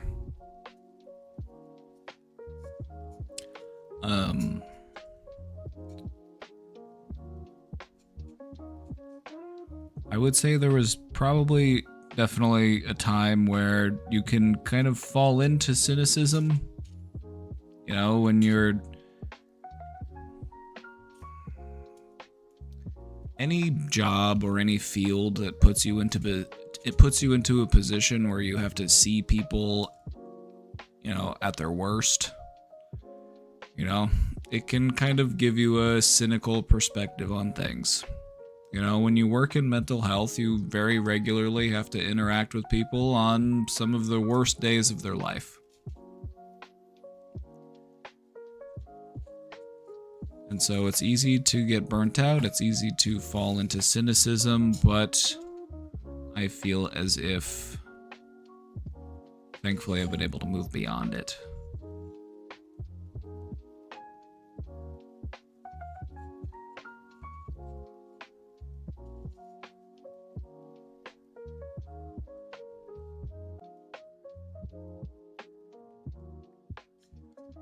Interesting stories to share?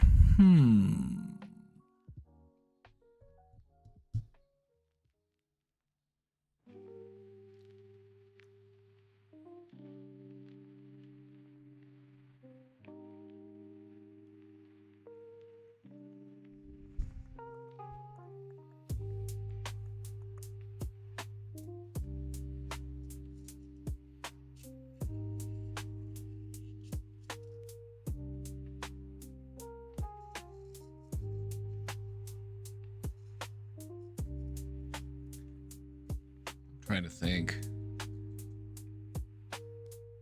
Person, I thought I was a Fed. Yeah, I've been accused of being a Fed before. That happened. There was this guy I was working with. He lived at a group home. You know, didn't really have much going on for him. He was basically just hanging out there all day, and he kind of just liked to lay in bed and listen to conservative talk radio all the time. He needed to get his teeth fixed, so I helped him get his teeth fixed.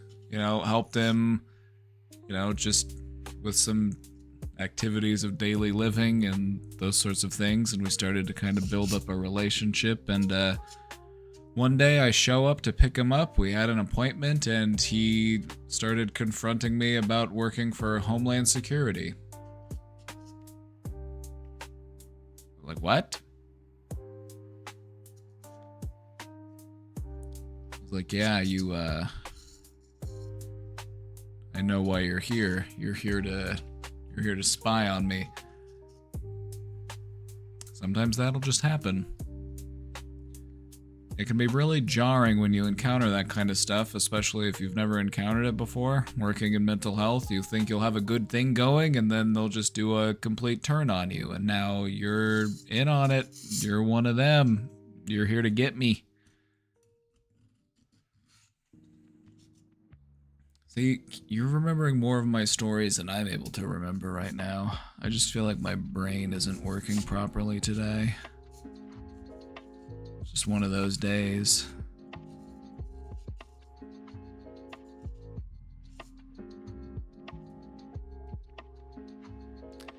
Getting Penny. Oh yeah, I had this client that I worked with. Yeah, and we had worked together for a long time, and she was a really nice lady.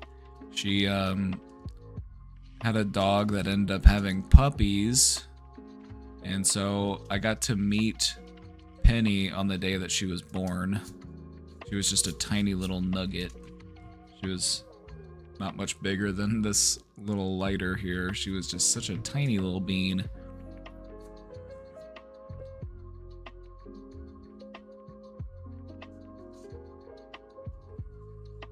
And then after a few weeks, when she got big enough, I was able to take her. I've had her ever since.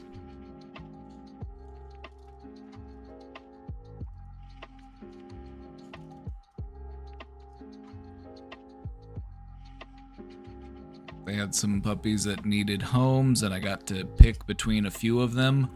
And the way that they described Penny as a puppy was her brothers like to tease her, but whenever they tease her, she gets them back twice as much. And I was like, that's the one I want. Give me that little psycho. That's the one.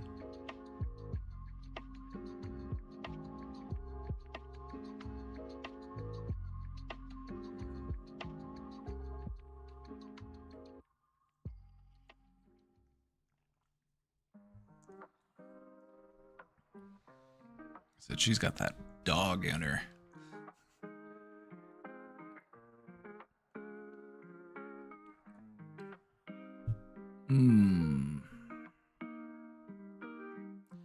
You know, working in mental health, we had some fun success stories. You know, there was this guy that I worked with who, over this course of, you know, the years that I worked with him, it started with just like, I couldn't even talk to him. Like, I would call him and he would just yell at me and cuss me out and then hang up on me. And then eventually, you know, slowly but surely,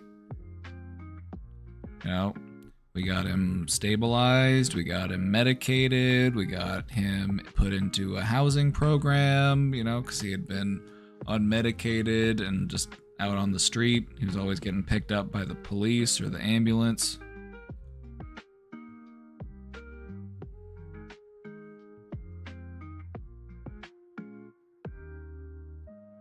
You know, it's nice to see just how far somebody can go when you don't give up on them.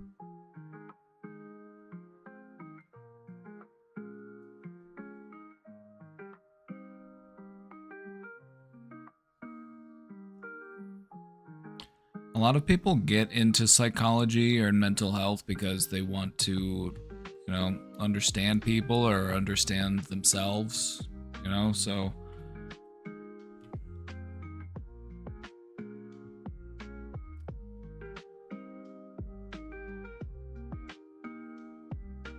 You know, it takes a good person. 'Cause it's not easy work.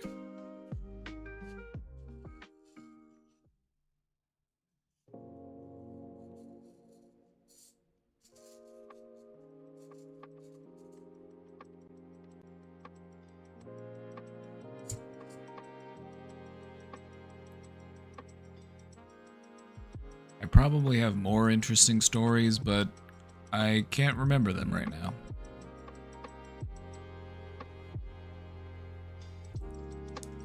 I'm in a bit of a foggy headspace.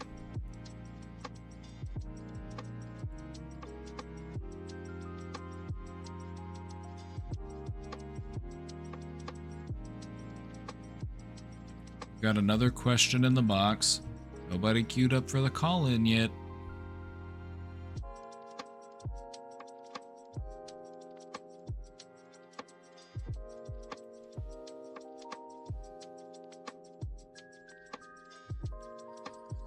When learned helplessness is deeply ingrained from having endured decades of trauma, abuse, and suffering, How would you advise someone dealing with that issue to slowly chip away at it and eventually reverse it in the best way possible? The best way possible will be whatever way is best for you. Like, there are some generalities and there are some recommendations that I can make, but, you know, there's no one best option for everybody. When it comes to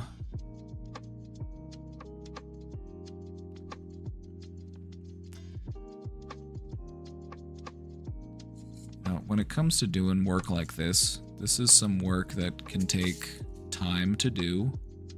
And so I would say to approach it with that understanding that this is going to take a while. This is going to take work. It's not always going to be easy, but it's going to be worth it.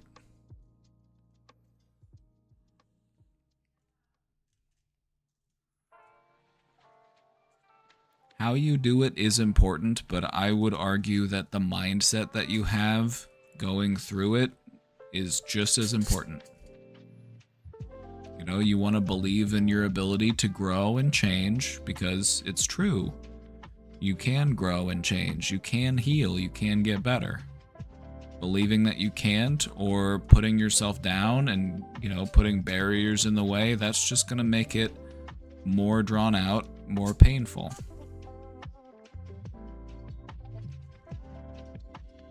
If you are a person who's had to deal with a long exposure to trauma, abuse, and suffering, you want to build yourself back up in a slow and safe way. You know, you want to find yourself in situations where you can slowly expand your comfort zone as you work to build yourself back up. You know, so you probably want to be partnered up with somebody who is trauma informed, you know, a counselor, a therapist, a support group, a doctor, whatever it might be. You know, because trauma can be complicated, trauma can be tricky, and it can be helpful to have a resource and a support who understands how trauma works.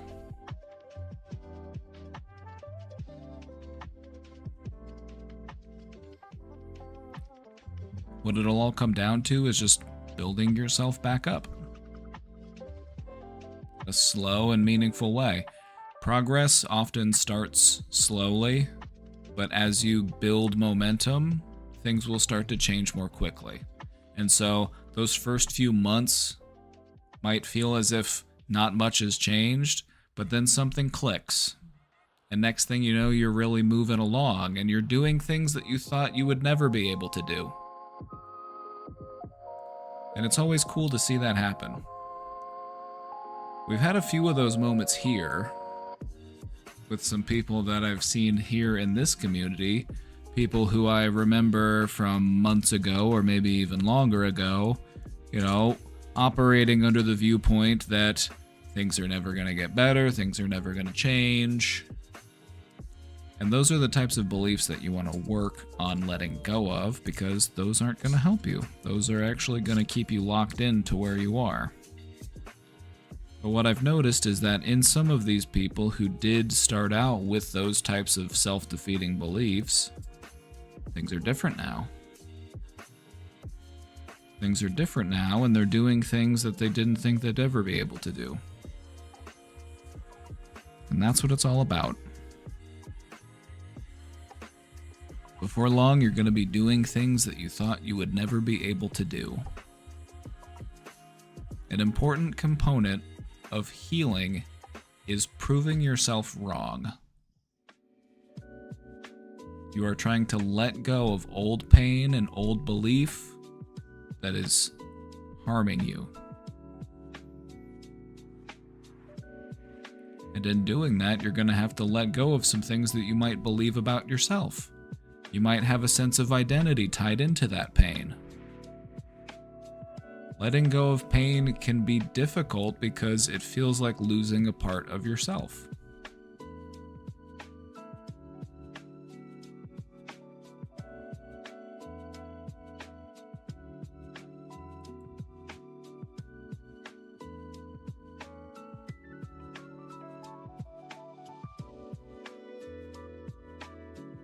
Do you agree with the guy who said ADHD is caused by childhood trauma? No, I disagree. I disagree. I think part of what fuels the ADHD epidemic, because it feels like everybody's got ADHD these days, part of what I feel like is going on is just we're spread too fucking thin. We're getting pulled in too many different directions. There's too many things calling out for our attention. There's too many things that want you to, you know, log in, sign in, click here, look at this. Ooh, check this out. Ooh. How about this? Check this out. Advertisements. It's too much to keep up with. There's too many episodes of Love Island. Can't keep up with all of it. Attention has been commodified. I feel like what drives people's inability to maintain focus is they have this lingering question of, am I paying attention to the right thing, or should I be paying attention to something else? Is there something more important I should be paying attention to? You know, and so it makes it hard to sit down and actually focus on one thing because we're so full of doubt about whether it's actually the right thing to be paying attention to. We've been put into this state where we're just constantly calling ourselves into question and second-guessing ourselves.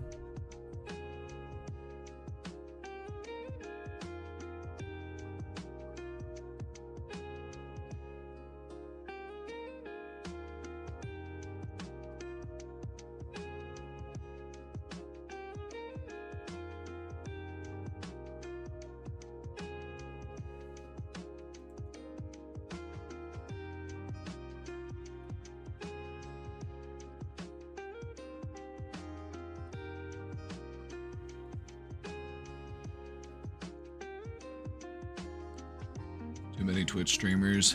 I agree. I agree. There's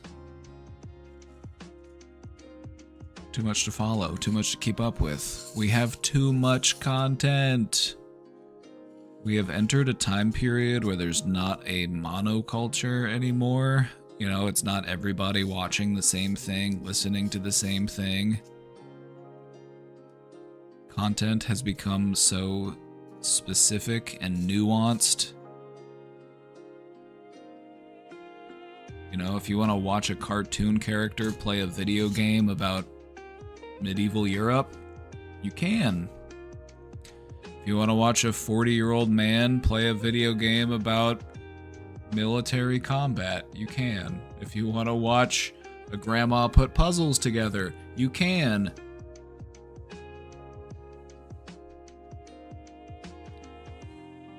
Too many options interferes with our ability to make a decision. And that's often something that we associate with ADHD, having a hard time making a decision, hard time maintaining focus. We've got too many options.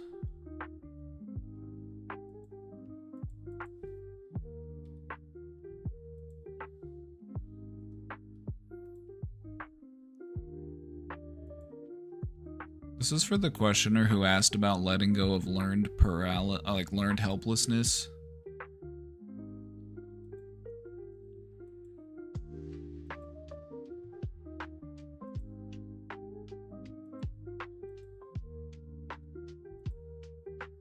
Letting go of those old pains is what's really gonna help you heal.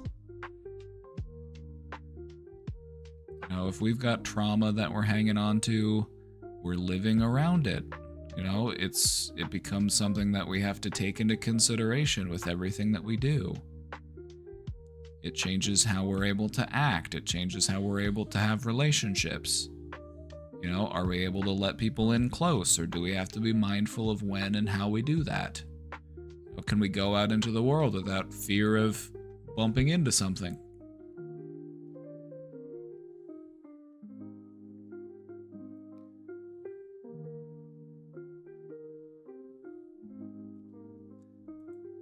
Letting go feels difficult because it can often feel like losing a part of yourself. We tend to tie our identity to our experiences, including our painful experiences. We feel like we need to hold on to that thing because I might need it someday.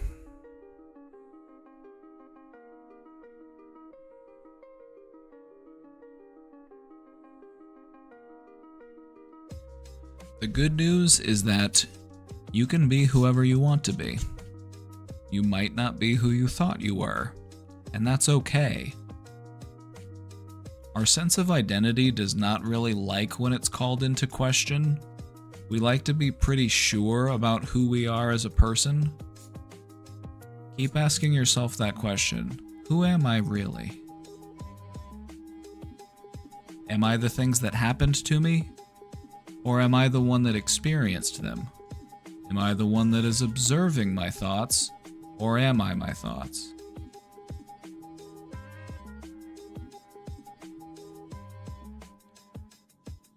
Once you learn how to take a step back from your pain and you learn how to let some of that old pain go, you create more room for the stuff that really matters.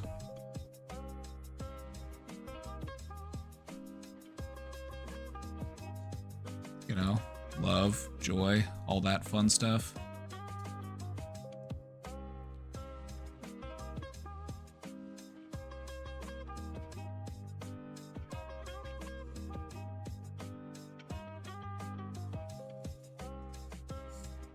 You know, we did this presentation just the other day, so if you're interested in learning more or hearing more about that topic, talking about the art of letting go,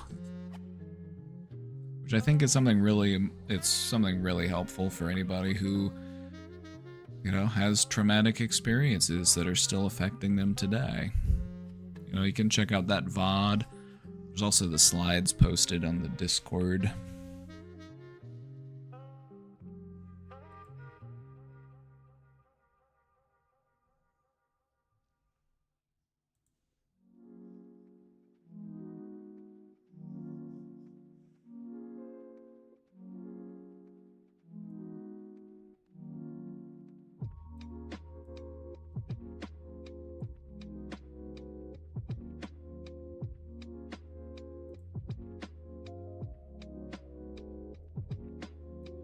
Dirty Mike, is this you? What's your Grindr account? I want to add you.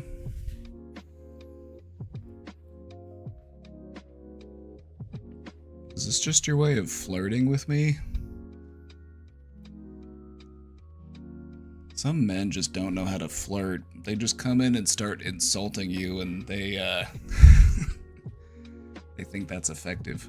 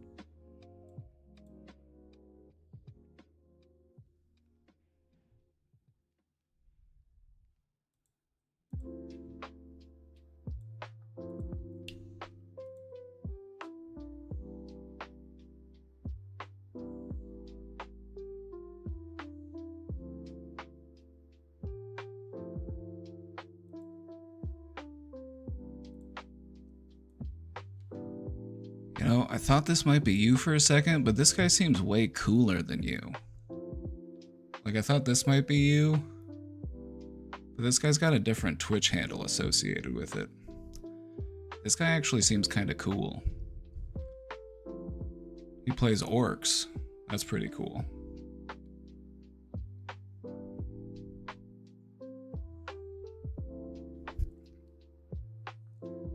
Not you though, right? Like, this guy actually looks kind of cool.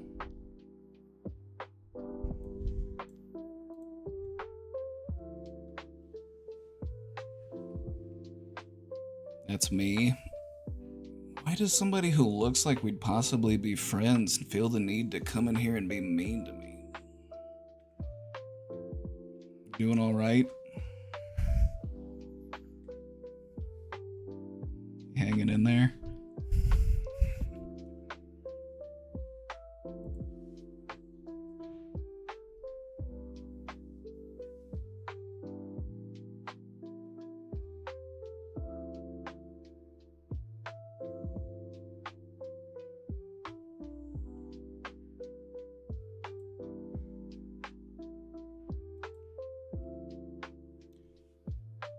I'm giving you the attention you wanted. What do you want me to do with it?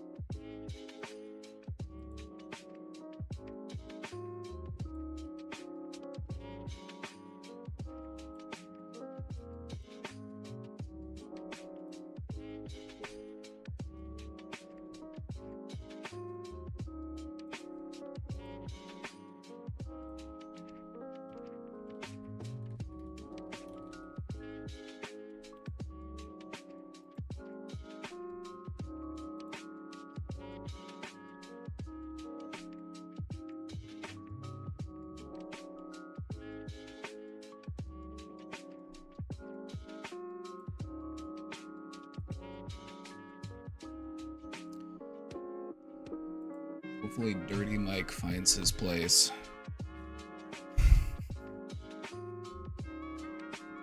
Maybe he's not Dirty Mike, maybe he's just one of the boys.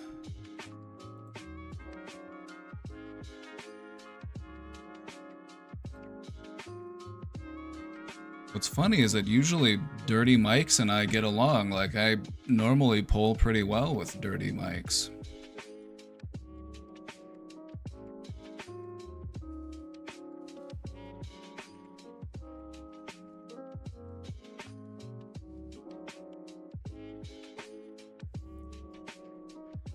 Historically, Dirty Mikes and I have gotten along quite well, so this is an outlier. I need to think about this for a minute.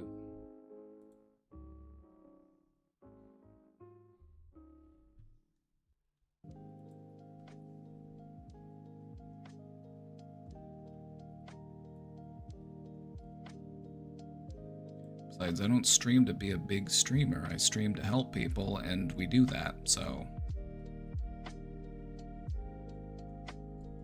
kindly go fuck yourself.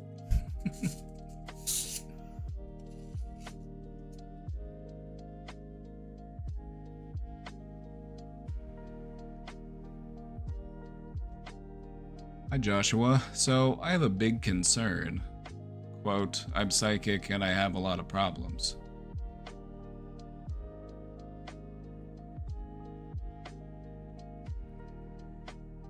So let's start from the beginning. I know this is way too much. I know way too much and it... oh, okay, hold on.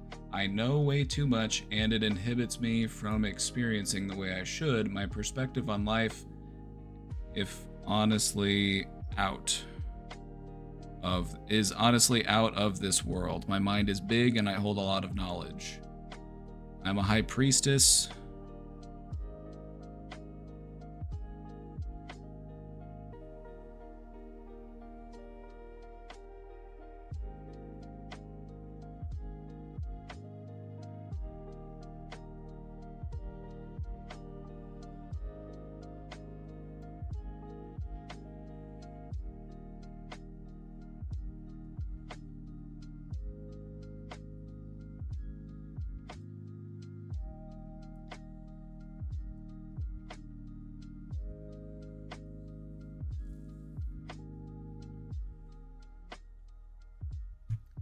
All right, I'm going to take a crack at it. Here. All right.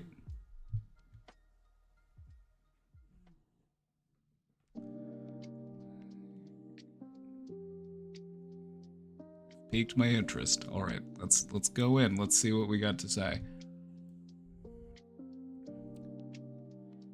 A high priestess is someone very in tune with the spiritual realm. One day I hope to change my perspective for the better and experience life in a different way. You can do that every day. There's no limit to when and where and how you do that. It's just a matter of adopting a new perspective, calling yourself into question. Who am I really? Am I my thoughts? Am I my beliefs? Or am I the one behind my thoughts and behind my beliefs? Am I the one that's observing that I am thinking?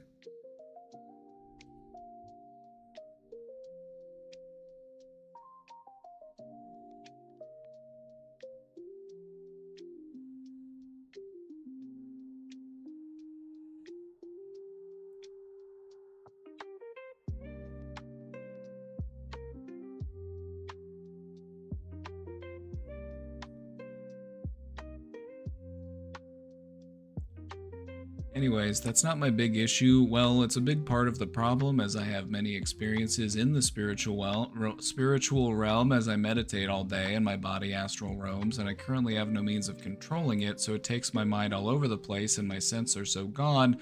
You may label these sense issues as schizophrenia, however, I'm trapped in and my intuition does nothing but tell the truth.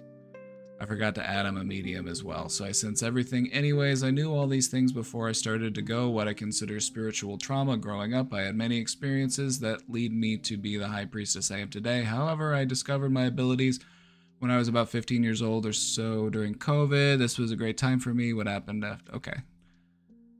Breathe. Breathe. The reason why people would label these types of thoughts as schizophrenia is because they're disorganized. Disorganized thinking is a way that we classify psychosis. It's one of the things we look for is disorganized thinking. You have these thoughts, you have these feelings, try to build some structure. You know, because you're too all over the place. And that's overwhelming.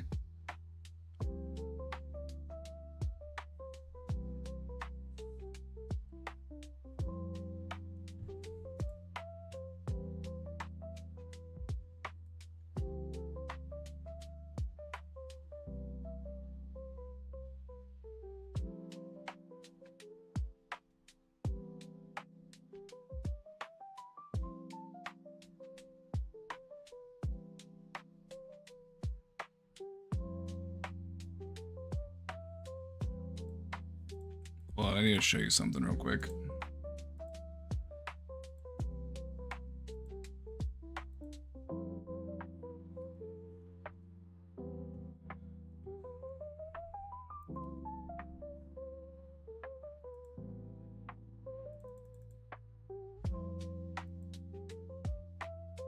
If you think of your mind and your mental activity as a sort of map, a landscape, then this is kind of what ends up happening.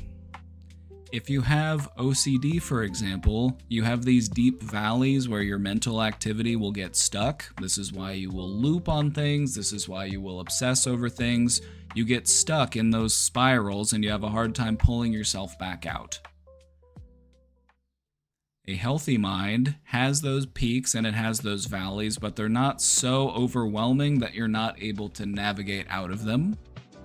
And then with schizophrenia, neural activity roams too freely, and you're connecting all sorts of unrelated ideas. But it all feels like it makes sense because it's all just flowing from one thing into the next. And so this is what I mean when I say we need some structure to those thoughts. You know, because we're starting to get pretty far out there. And we want to be able to remain grounded even if we are a high priestess of the spiritual realm.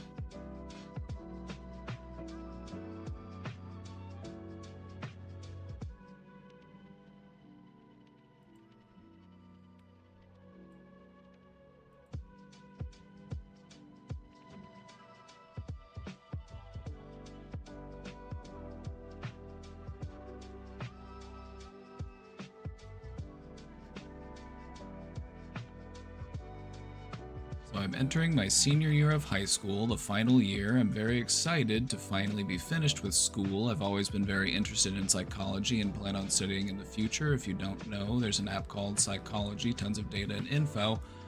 You see what I mean? Like, we're kind of like, there's the idea, and then there's the related idea, and then there's the related idea, and then the related idea, and then there's the period. It's like, we're kind of just like, we're very excitable, you know, we're trying to make sense of everything. We're trying to tie it all together. It sounds a little overwhelming, so just try to ground yourself and just breathe.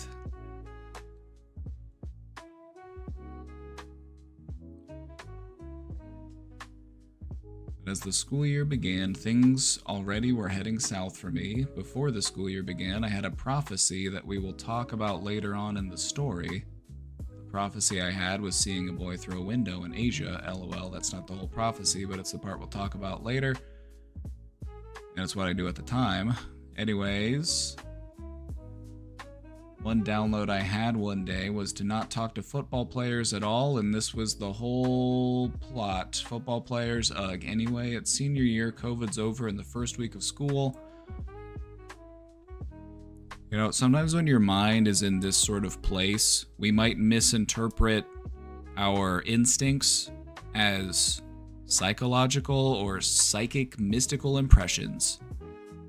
You know, I have this feeling deep within me that I shouldn't talk to these people, and it's like, it could just be coming from within you. That could just be your body saying, you know what, I don't really get along with those people, so I'm going to avoid them. But then if we're making all sorts of different connections to why that could be, instead of looking at the simple answer, it's like, well, of course, the reason why I do that is because I received a message from, you know, the other side. You know, I used my psychic powers to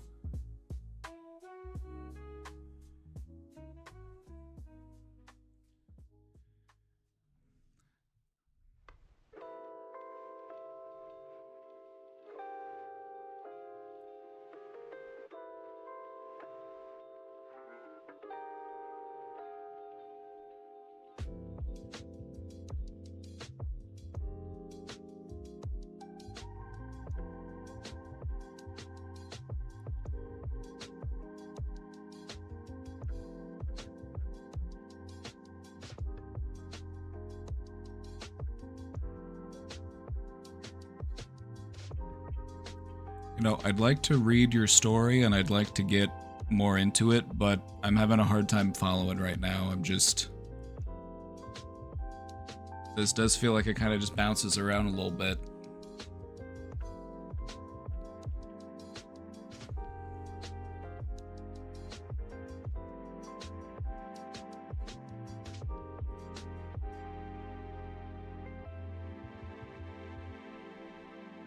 You see how we're having a hard time putting pauses and breaks and paragraphs.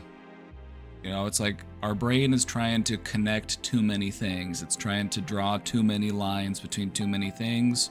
And what that does is that kind of puts us in a place where we just end up bouncing all over the place. You know, it can happen because of stress. It can happen because of anxiety or depression. It can happen because of,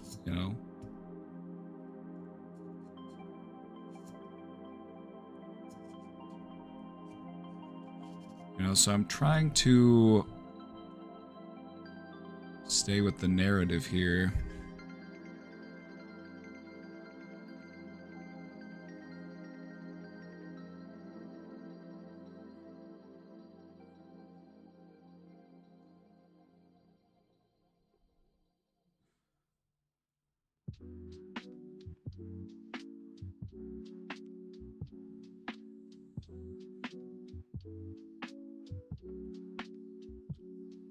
I kind of need those paragraphs breaks because I'm losing my place here.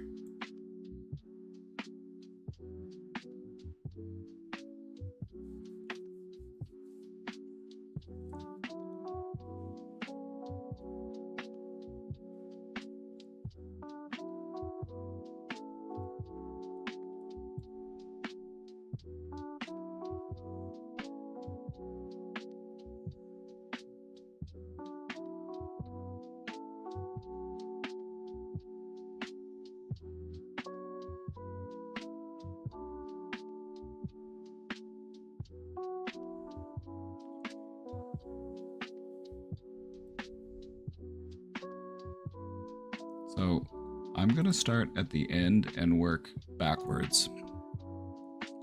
What we end with is, I was hoping to seek and press charges for sexual harassment, stalking, and seek something on defamation. Do you believe this is possible? Well, as far as defamation goes, that one's really hard to do. That defamation is very hard to prove in court.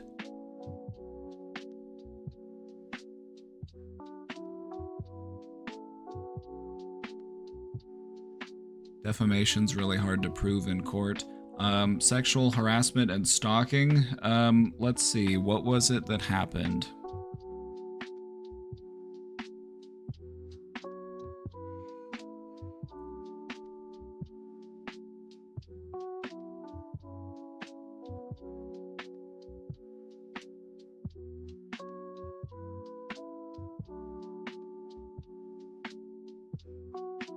Prom happens. I was standoffish the whole time.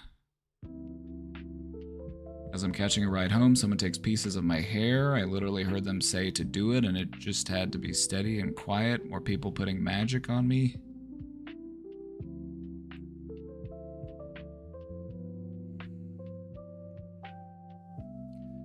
It sounds like you've got a lot on your mind. You got a lot on your plate. Is there anybody that you feel comfortable talking to about, you know, in your life? Like, I appreciate you reaching out and talking to me about it. But it just sounds like you've got a lot going through your head right now.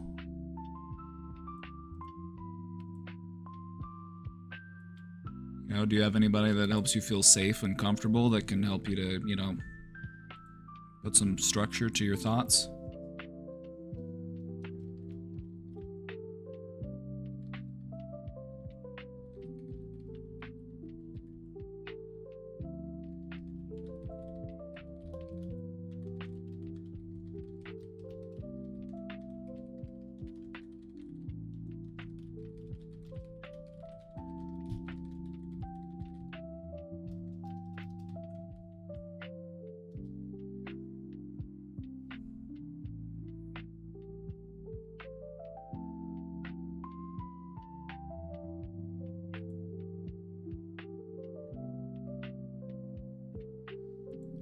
You know what I did? I took it and I fed it into ChatGPT and told them to put order to it for me.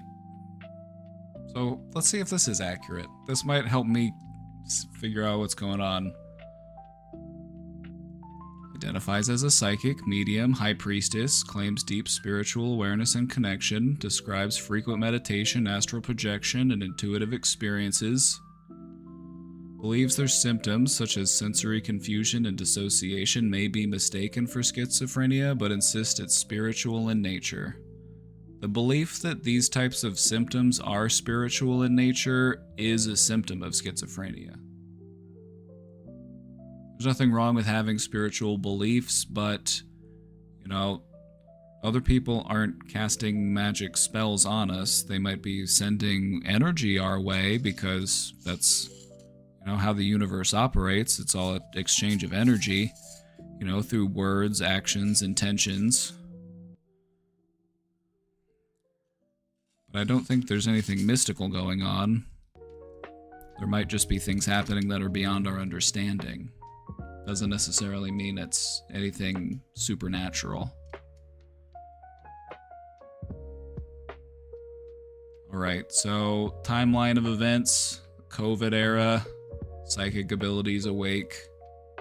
Senior year begins, they receive a prophecy and spiritual downloads. Early on, people began talking about them, with one boy making an inappropriate comment. A fight broke out over them, felt hypersexualized and objectified by peers, felt ignored but overheard disturbing comments and experienced intense staring. October, trip to Florida, ran into a football player from school, later connects him to prophecy.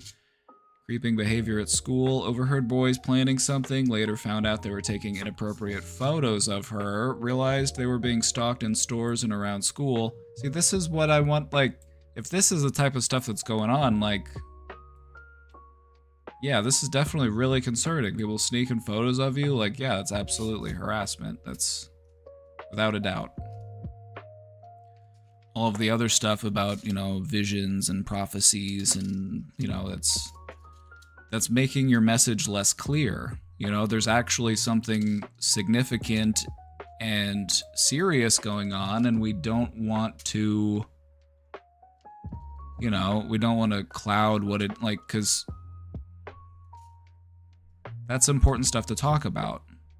You know, you're going to want to be able to talk about the harassment that you've been on the receiving end of, but if you come to somebody, and I'm just being honest here, if you go to somebody and you want to talk to them about your harassment, you want to disclose that, but you start talking about psychic awakenings when you were 15, and then it's just, you know, it's going to cloud the message.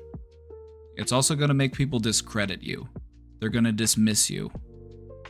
They're going to say that you were making it up. They're going to say that you were crazy. And so for the sake of people respecting your truth, just try to keep it straightforward. Try to keep it just...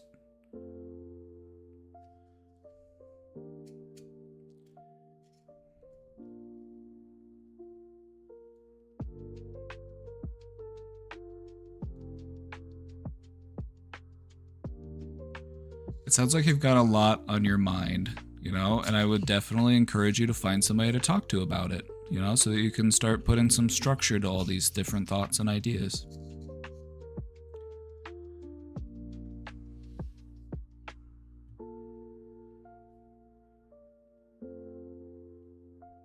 School staff, it's a good start. I would talk to as many trusted adults as you can.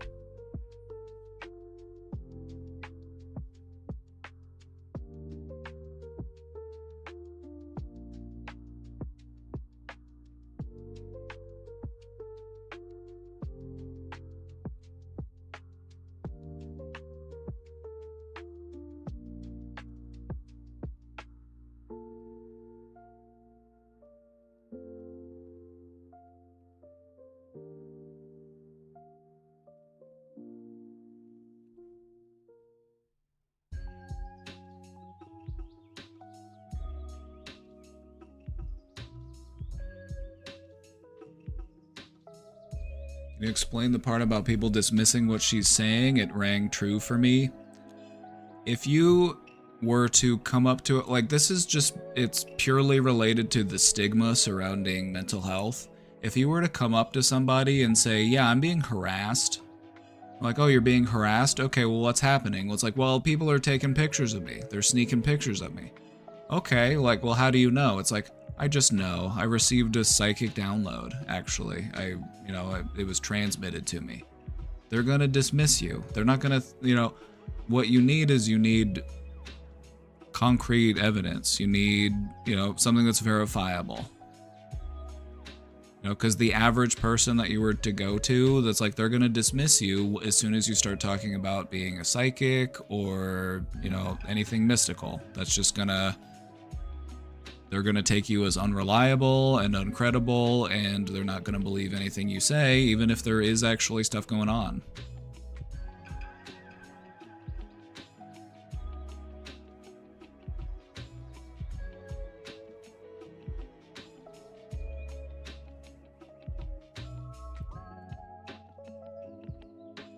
So it sounds like you do have some stuff that you should be concerned about, and some things that you probably want to talk to some people about.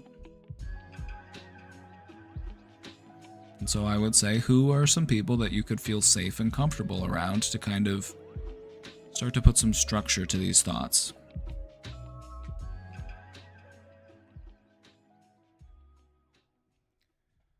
Having other people around us to support us is what helps us to feel more balanced and sane. Whenever we're left with all of this type of stuff all on our own, our mind goes all over the place.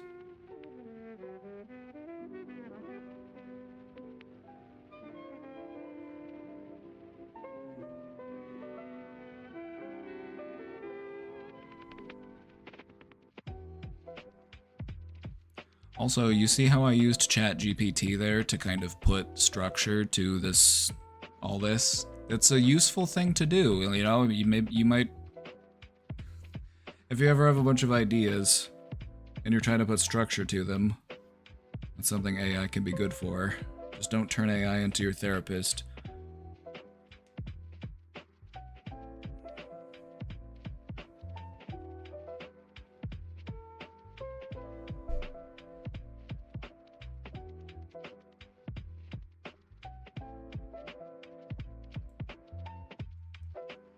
Have we done anger management lately? It's been a while. We did anger management a while ago. But it's been a minute. I'm very angy. And lots of issues going on today. Maybe breathing, like Cutie Cheeks said. Tips? Lots of unresolved BS with folks not responding, communicating, helping, etc. I hates them, precious. I hates them.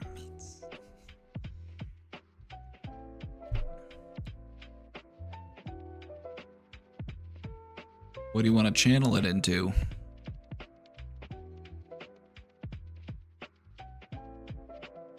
What do you want to channel that energy into? What do you want to do with it?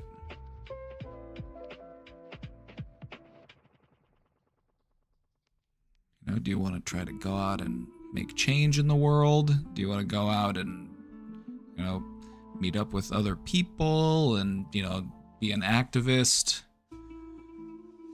You know, what do you want to do with that energy? Anger needs an outlet. Whenever we just hold on to it, it eats away at us. It also spoils everything else. It's like we can't relax, we can't have fun. There's just this persistent in the back of our mind, just grumbling and grouchy.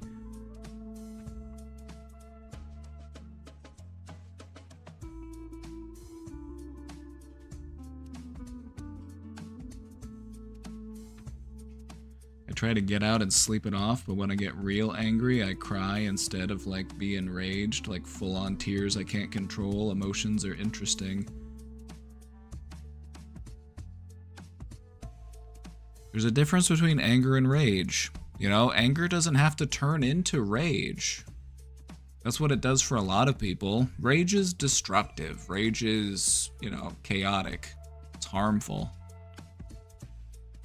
Anger can turn into something meaningful. You know, anger can turn into righteousness. Anger can turn into, you know, justice.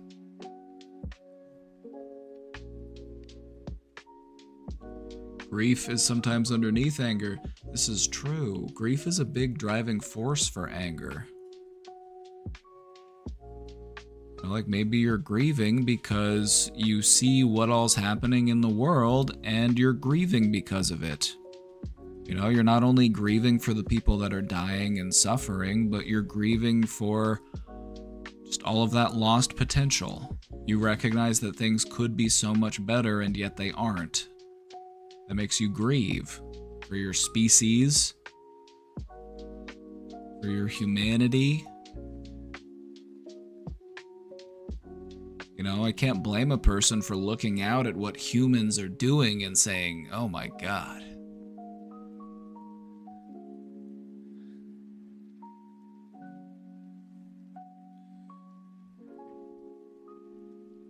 Do you think God stays in heaven because he too lives in fear of what he has created? Steve Buscemi, Spy Kids 2.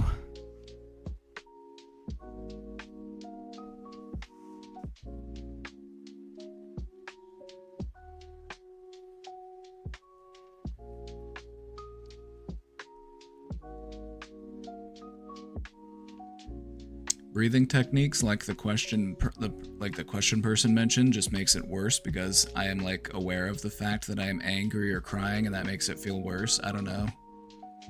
Just be aware of it. Don't be it. Don't be your anger because you are not your anger. Just observe your anger.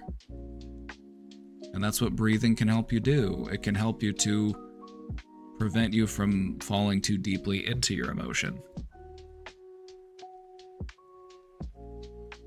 You know, if you're focusing on, you know, working on anger issues and you start to practice mindfulness and you're trying to learn how to work through those anger issues and you're trying to learn how to calm yourself down, you might find moments when you feel embarrassed about feeling angry. You might feel shameful or guilty about feeling angry. And so you avoid awareness. When awareness is what you need to be able to work through it.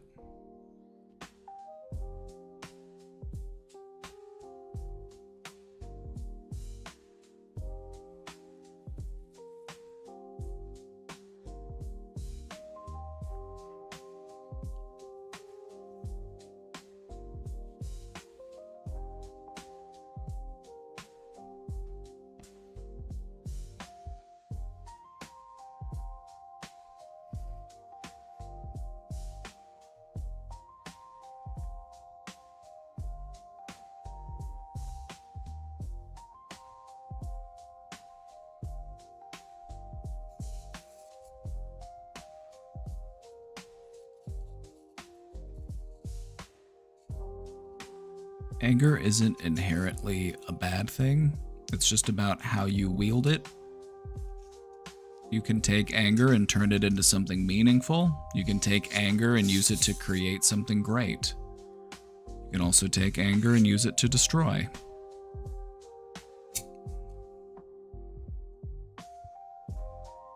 If you look out at the state of the world and you feel angry about it, good.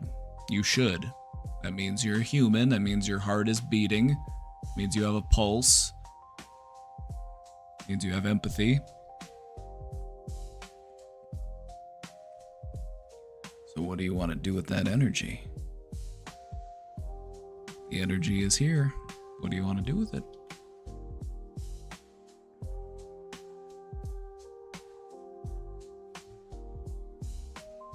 What do you want to do with that energy?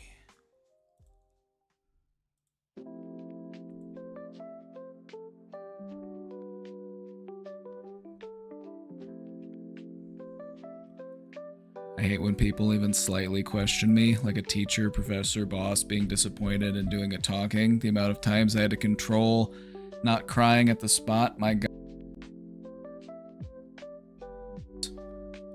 You got any other such tips? Yes. Trace it back to its source. You want to try to trace that pain back to its source. There is a thorn somewhere buried in you, and you need to remove it.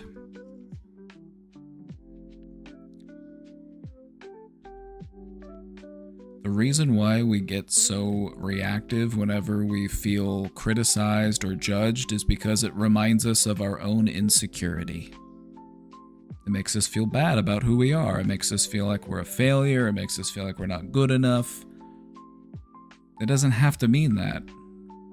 This could be an opportunity for growth. This can be me recognizing some way in which I can learn how to get along with myself better.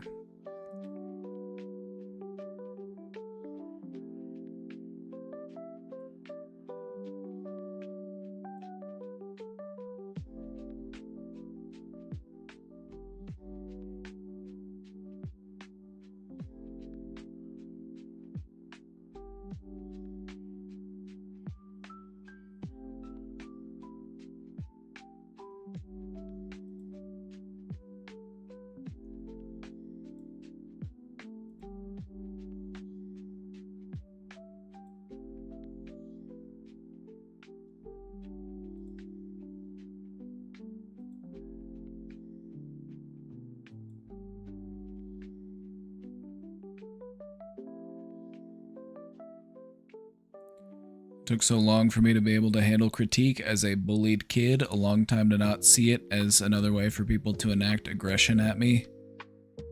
Yep, that's the way it goes. That's the way it goes.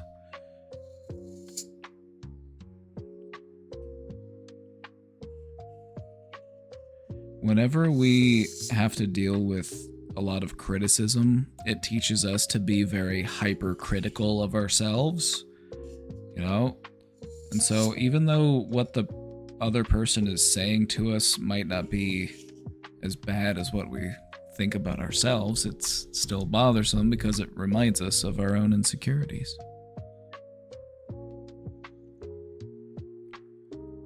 There are a few different things to take into consideration when it comes to managing anger. You want to understand what sets you off, those triggers. This can help you to be more proactive in working around it. We want to reframe our thoughts. We want to change how we interpret situations. You know, if somebody is offering me criticism, it's not because I'm a failure, it's not because I'm not good enough, it's because I have areas for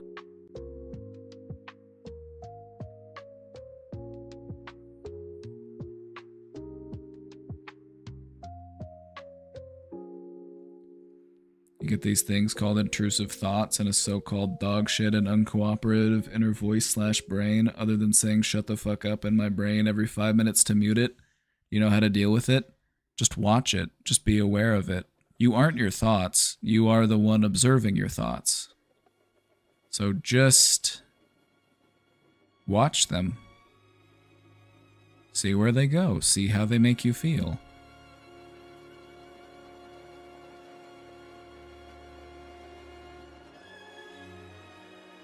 Sometimes the only way out is through. Oh yeah, this isn't the presentation. We weren't doing a full presentation. I was just going over some anger tips. Regulate your physiological responses. You know, anger can be a very physical thing. Adjust your environment. You know, maybe you need to leave the environment you're in. Maybe that's fueling your anger. Maybe that's triggering you. Maybe that's escalating you. That, and we want to learn healthy ways to channel that energy into something else. Assertive communication.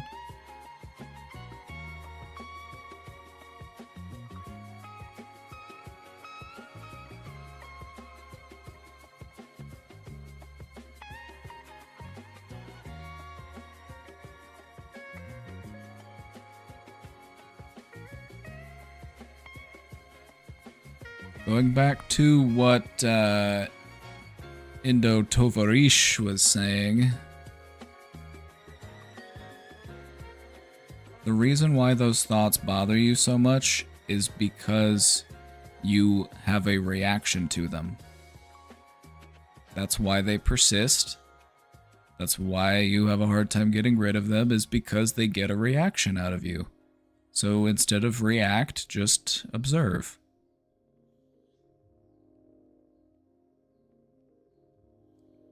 It's going to be hard to do, but it's possible. You can do it.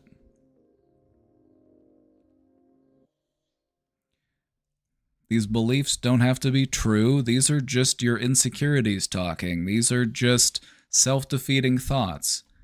Go through them one by one. Identify them. Do I want to keep this? Do I want to let this one go?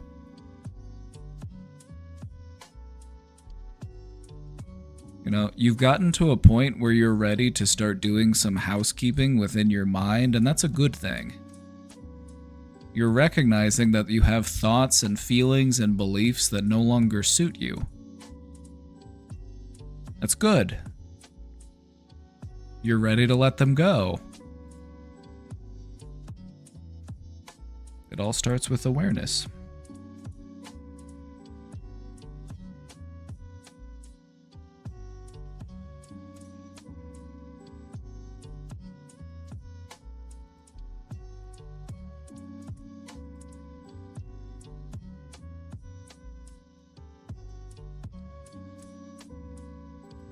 Chat, we're open for call-ins.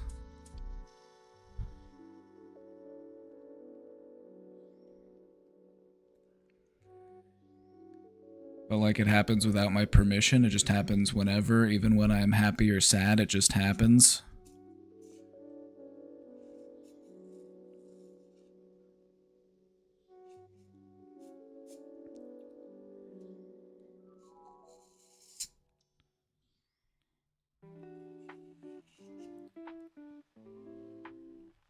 You just need to continue to practice responding to them in a different way. You know, whenever a thought pops up and it bothers you, just remind yourself, I'm in the process of letting that thought go. It'll pop up again later because it's not so easy to just let go of a thought. It takes a few attempts because thoughts can be quite sticky. But what you'll notice is that once you have committed to letting that thought go, you'll notice that every time it pops back up, it's not quite as powerful as it was before. You can witness it losing its power over you. That's progress.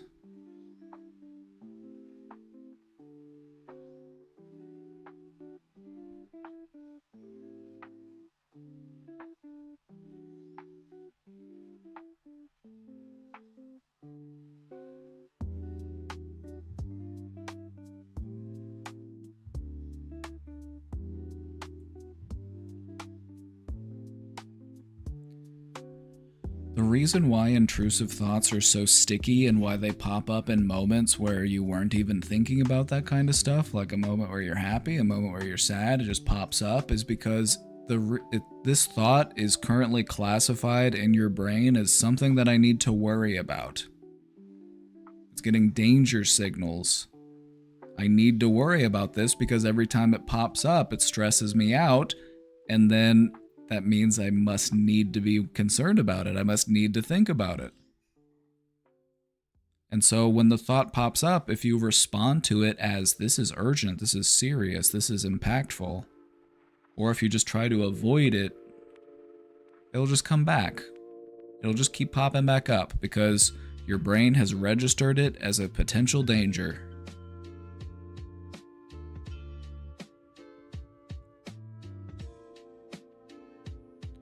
Usually quite disgusting, the intrusive thought. Sometimes it has themes, but I don't know. That's what intrusive thoughts will do. Intrusive thoughts will be visceral, violent, graphic. The reason why they bother you is because they aren't actually reflective of your beliefs.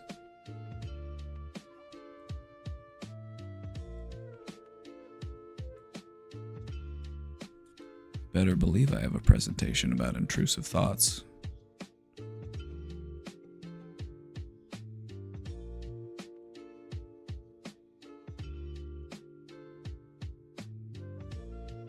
I came prepared.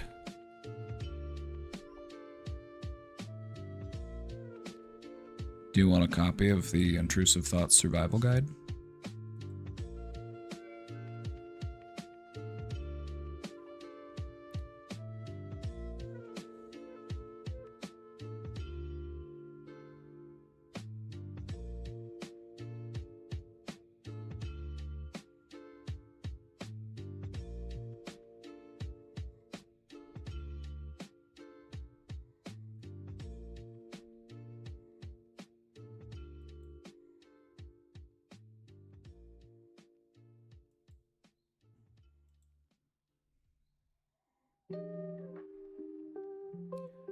Let me know if you want a copy of this.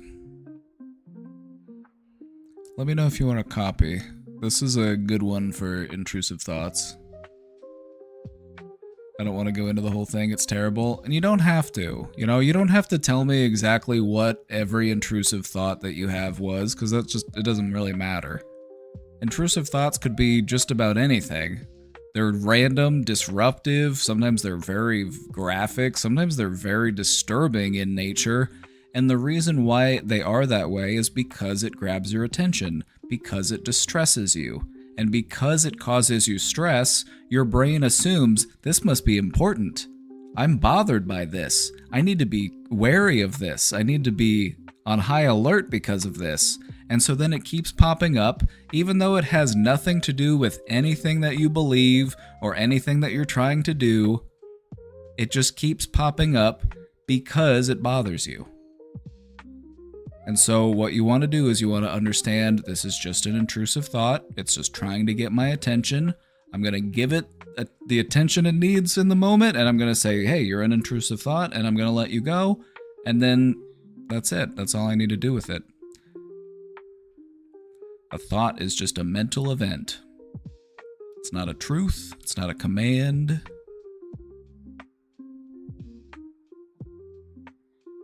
Intrusive thoughts are pretty common, and it's just one of the problems with how our brains work. You know, our brain will hold on to stuff and keep bringing stuff up because it was stressful to us, even if it's not even grounded in reality. It just assumes that it must be important because it caused us so much stress.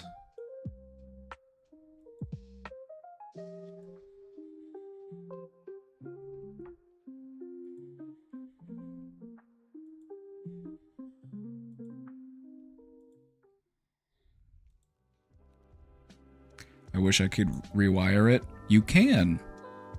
Every time that you identify that thought as an intrusive thought and you tell yourself, I am letting this thought go, that is you rewiring it. You might have to do that a few times until it sticks. Would love not to go through this. Well, me too. But in the end, you're going to have a much better relationship with your brain, with your emotions, with your thoughts. You're going to be stronger for the effort. I wish you didn't have to do it either. I wish I didn't have to do it. Intrusive thoughts are very common. I used to have to deal with them. I still have them pop up every once in a while, but I know how to handle them now. So anyway, my friend, if you want to check that out, I'm going to post the link for you.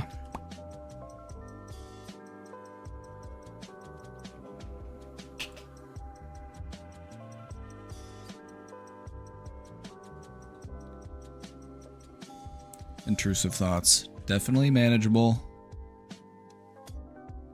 Just hang in there, my friend. You're going to do great. Chat, we've got a call in. Places, people. Places. You know the drill. Everybody, find your position. This is not a drill. Now, hold on. Are these dogs not going to chill? Dogs, can you be chill? The dogs decided that they are not going to be chill. Can you hear him back here grumbling? He's like, now is not the time. Now I want to be loud. See, you should have called in while the dogs were sleeping. You know what? I'm going to listen to him grumble, and he's just going to have to deal with it because that's just the way it is. If I let him out of the room, he's just going to go be loud in the kitchen in case he's trying to stream in the kitchen.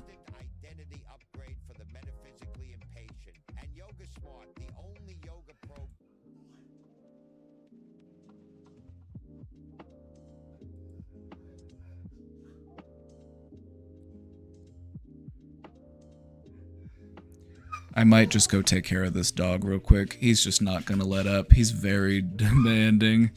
He's just back here squeaking.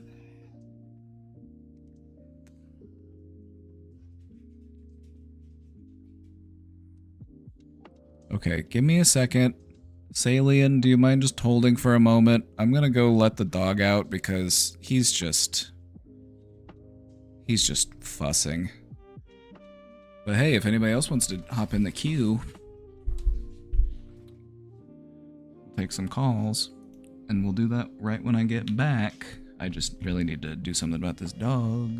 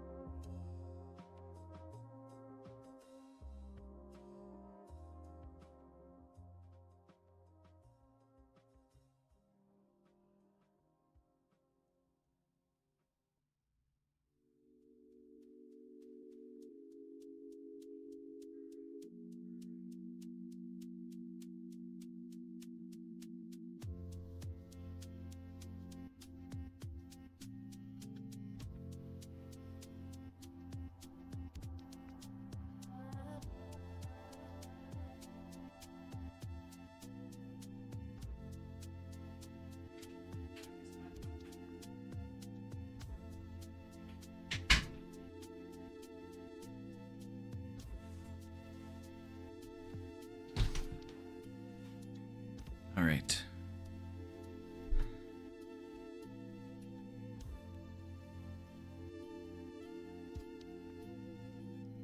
Welcome back.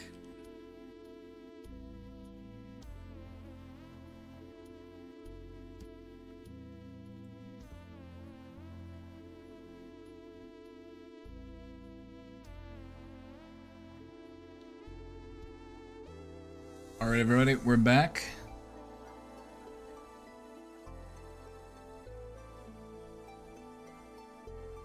Are we ready? Are we ready?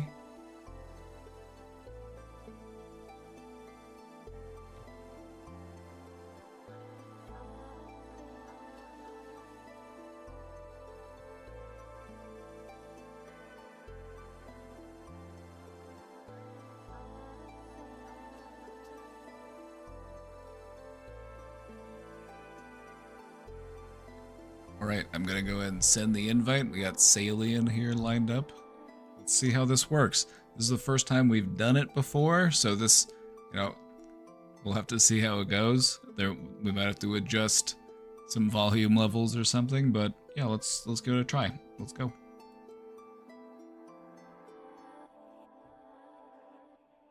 Alright, I pressed invite, and what happened? Okay, so it should pop up on your end and say that you've been invited, and then I think you have to click the thing. I think that's how it works. It worked! Alright, now I can push users to add them to the call. Wait, so what do I do?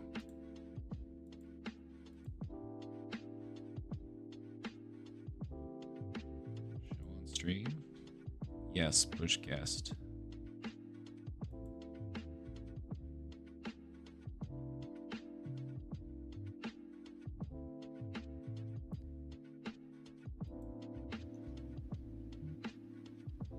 Chat, hear your call. Hello. Hello? Hello? Heard you there for a second. Oh, it's working. I can't hear you. You can't hear me? Through the thing. I can hear you through the stream. Oh. That's gonna be, hold on, let me see if I can fix that. It's set to my default microphone. Okay, there we go. That should do it. There we go. There we go. Right, I need to find a way to turn you up. Testing, testing. Yeah, it sounds good. All right. Hello. Thank you for calling. Welcome in. Yeah. Thank you for having me. Hi, guys. Have a good Friday. A little sleepy one. I've been working on site course stuff, so I stayed up until 3. It was rough. Ooh, that'll do it. Yeah. How about you? I actually missed the earlier part of the stream. How did that go? Oh, it was fine. It's just been one of those days. I bought a suit this morning, so like I've had my win for the day, so I'm not too bent out of shape about anything, but I'm kind of just coasting. Yeah. Is the audio coming through good on your end from me? I turned off the stream audio. Yep, I think everything's good. They can hear you. Everybody's saying hi. Hey chat, how you doing? And just FYI, it's she, her, they, them for pronouns. Thank you for letting us know. Yeah. So, anything on your mind? I actually have a therapy appointment this coming week, but it's a bit of a touchy subject. It's going to be an ART session, and I was thinking like this would be like a trial run of like just talking more about strategies or just opening it up a bit before that session. Yeah. If that's fine. You said ART? Is that what you said? What type of therapy session was it? I can't hear you now. Maybe What? your mic dropped off again. Okay, sorry about that. No problem. Microphone. What type of therapy session did you say it was?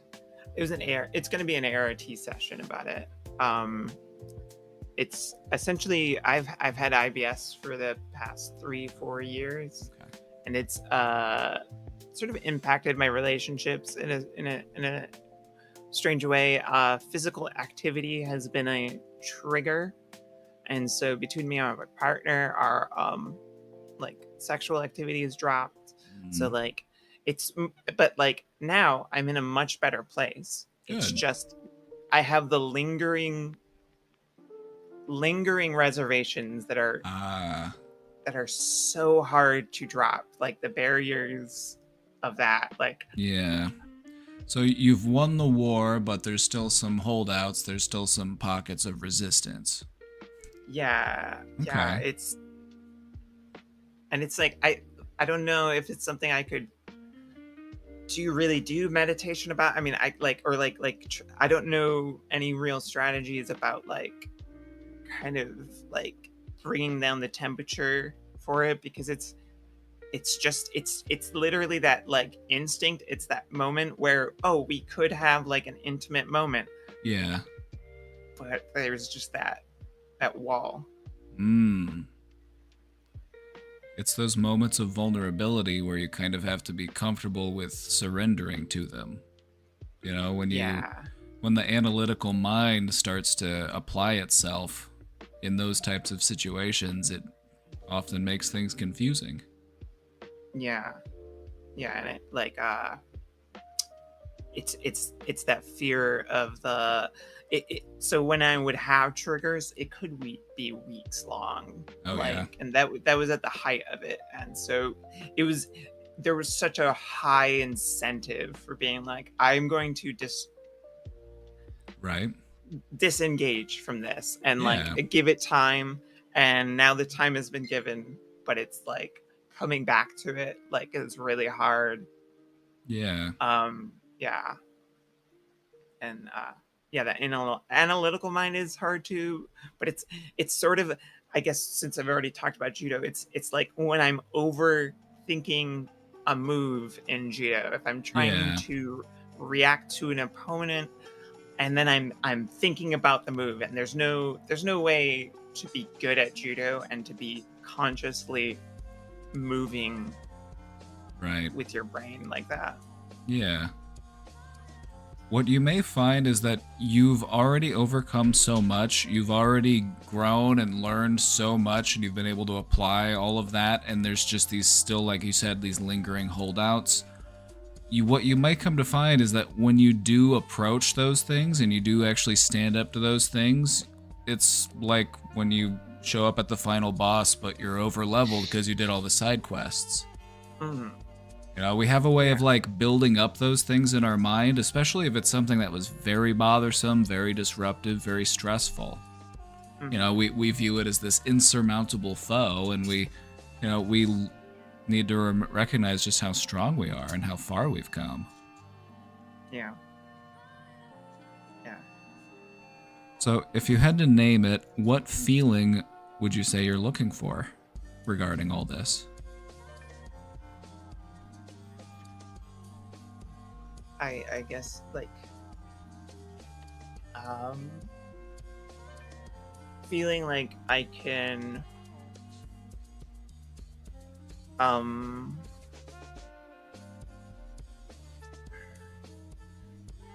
release the brakes, I guess, is the best way to say it, because I feel like that's the overwhelming emotion, or the Yeah. cognitive feeling of it, where I'm like, Mm. it's like the emergency brake on an elevator of like, it stops and it doesn't stop, like it will stop and cling on, and it's like I want that Yeah. emergency stop to like have a healthier mechanism of of recognizing those moments. Yeah, it's a blockage that's keeping you from going with the flow. I don't know if there's a positive emotion like that I could identify though. I'm not sure, but yeah. Well, as far as a positive emotion, what would you say, what type of emotion would you like to feel about this situation? You know, maybe relief or freedom or. Yeah, I think safety um and like almost almost a trust in myself, I guess. Yeah, Like a trust in my own being to be able to be like the green, the light is green, and yeah. so you may go. Do you feel like you've earned that trust already? I'm I feel like the work has been done. um The plans are in motion. it's like I'm doing all the research, and the writing of the paper is Yeah, probably where I'm like, oh, that first paragraph, how do I start that? right. Hmm. Do you practice much meditation? I have, and it's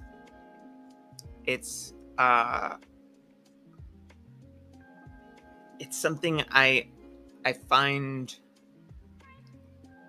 hard to keep regular. I have ADHD too, so like sometimes when Yeah, something drops off from my daily queue, it it's really hard to get that motor back up starting essentially. yeah, So it's something I know has been very helpful in my life, and I've done on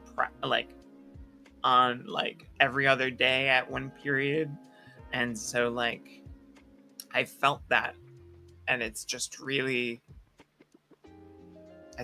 yeah, it's really hard. It's just, yeah, it's habit building that I'm poor at sometimes. Mm. Well, you've undoubtedly worked other things into your habits and your routines before, so, you know, just one more act of self care, you know, I think Yeah, it could be helpful.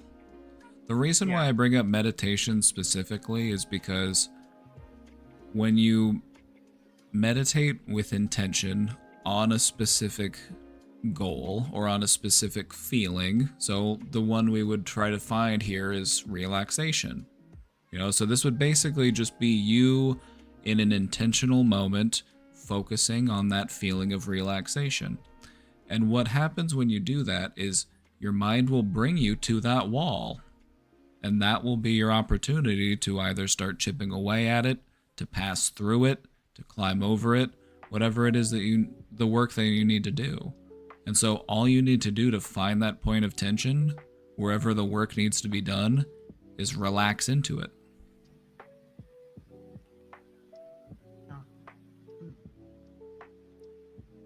yeah. Sometimes, yeah, sometimes I find it hard to find the core incentive for something like that. So yeah, Oh, I yeah. think you've got plenty of incentive for it. You know, how long have you Oh, been, you yeah, know, yeah. how long has this been something you've been wanting to work through? Yeah. I just mean like in terms of like the cause and effect of doing, like having a period of where in which I do meditation, and Mm, I've always done it more as a practice to as a passive like yeah. life improvement and less of a active seeking tool. Ah, But but that, I mean, nothing wrong with that though. You know, in yeah. getting started, that's kind of what it is. And then what you realize in doing it is just how you can apply it to specific things. Mhm. Are there I mean, like, I know that they're mantras, but like, would you have any recommendations for like the a function a re, I don't know, something, some way to build a mantra that would be functional, more functional towards seeking that kind of goal of like Yeah. um Something that's just a gentle reminder of where it is you're trying to go right now. You know, I'm going deeper into my relaxation. You know, it could be something simple, or you could find something that, you know, resonates more with you on like a personal level, you know, something that a reminder of why you're here, why you're doing this, what your intention is. Mhm. You know, a mantra is just kind of like like a mile marker or a way of helping to point the way for you. Yeah. So yeah, whichever one you find to be resonant and meaningful to you, it's like you could find suggestions or examples of those, or you can come up with your own. That's the cool thing about them.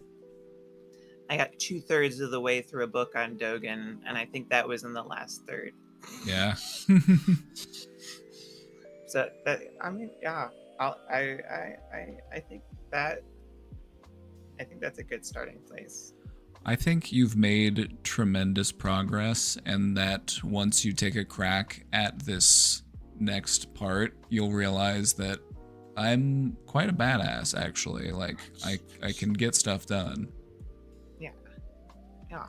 Thank you. And I mean, also just as somebody who's watched your stream, like, it's just been a really nice way to do reinforcement and like hearing strategies, even if it's something you said, you know, half a dozen times already. Sometimes, you know, it's so easy to let your brain slough off some like actually helpful information. So like hearing some of those things and approaches are Right.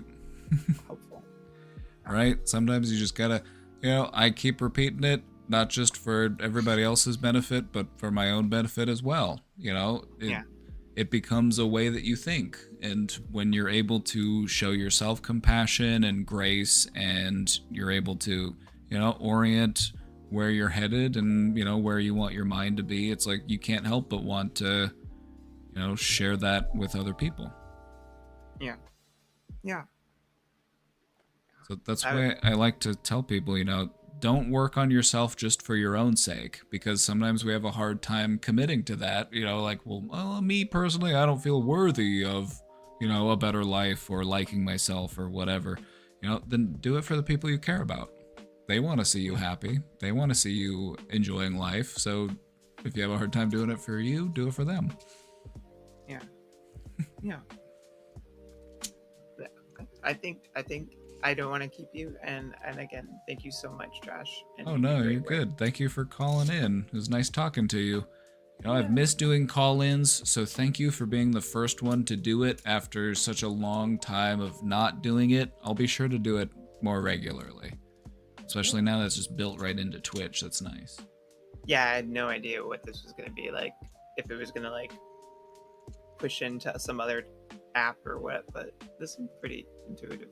Oh yeah, no, they added this nice little feature, so this is cool. So thank you for calling in. Thank you for also inspiring other people to call in as well, because that's the way it works. You know, somebody's got to Every be the first one. Yeah, everybody donate 5 subscriptions. See you, Josh. Thank you. Bye bye.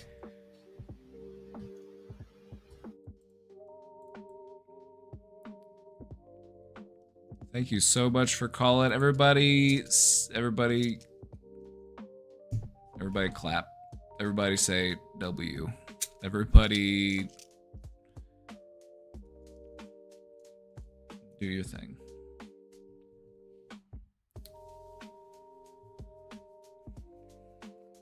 Hey, aren't call-ins fun? We'll do call-ins more. I'll do call-ins next week.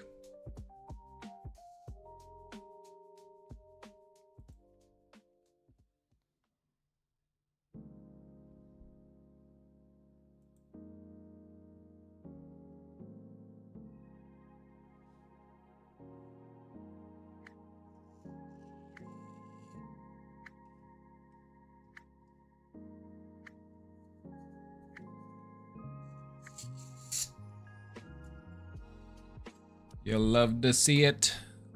All right, let me check that question box. Caught up for the moment, but I did just see that the link got popped up again.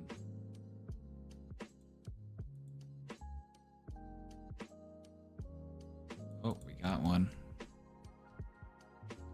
We're so close to 6K. We're at 58.95.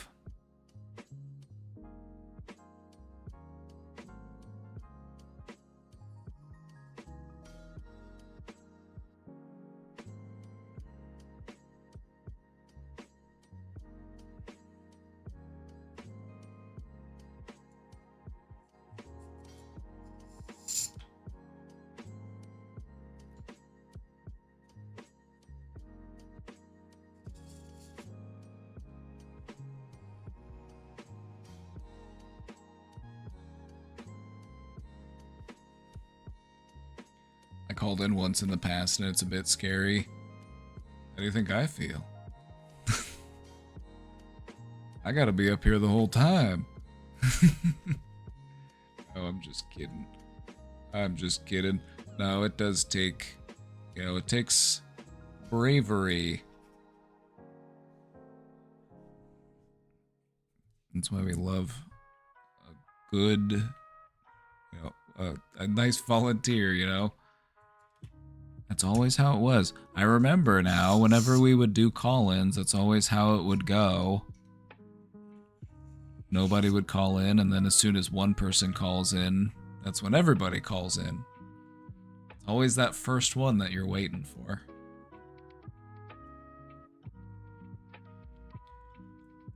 Found out the library I go to every day is going to be closing for renovations in a week. It'll be closed for 2 months. I'm filled with despair today. I was trying my hardest to work towards something. I'm getting dark thoughts again. I may be able to ask for money to rent office space. It's something I've looked into in the past. I don't know if I have the energy though. I feel like giving in. I feel with rage and I just want to act on it. I need help. I don't know what to do. Been fighting off tears all day. I hate this world so much. Reclaw. My friend, if you need to cry, cry. If you need to cry, if you need to feel those feelings, feel those feelings.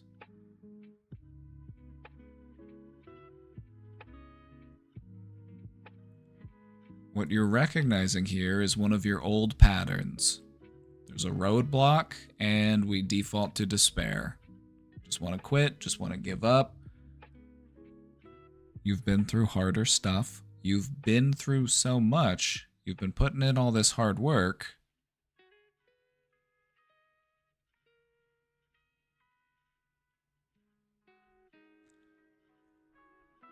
Now's not the time to give up.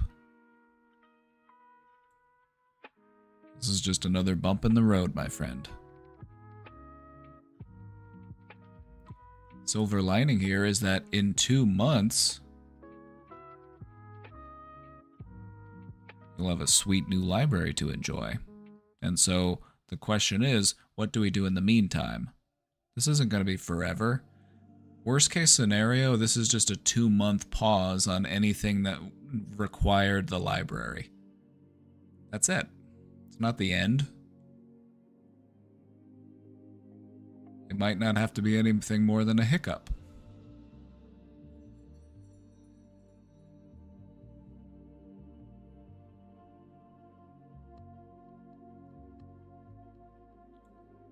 What I would encourage you to do is talk to the people that are in your community, the people who work at the library, maybe if you have a case manager, anybody that you can connect with and just let them know, like, hey, the library is going to be closed to remodel, what would you recommend I do instead? Is there anywhere else that you can think of that I should go?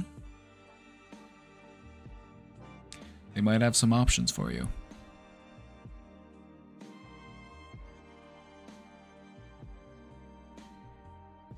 Ask the librarian for some tips.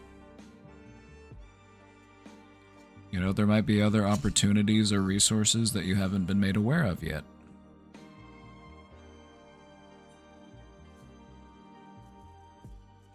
This could become an opportunity for you to form new connections and to branch out and to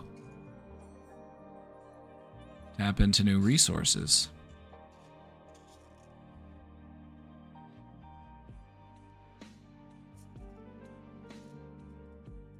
know, sometimes life pushes us in directions where we have no choice but to grow. That's kind of sounding like that's what's going on here. Like, you're gonna have to figure it out.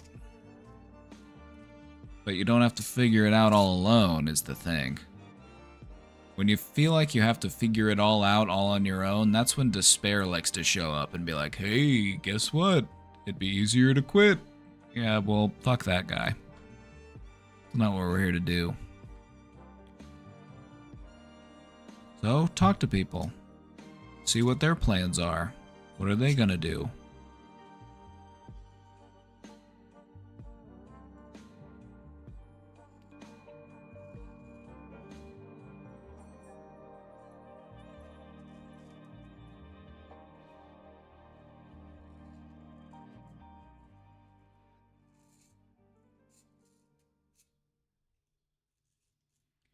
It's hard for me to go new places and meet new people. My social anxiety is worse as ever. What sort of things have we been doing, or what sort of things have we tried to push back against that social anxiety?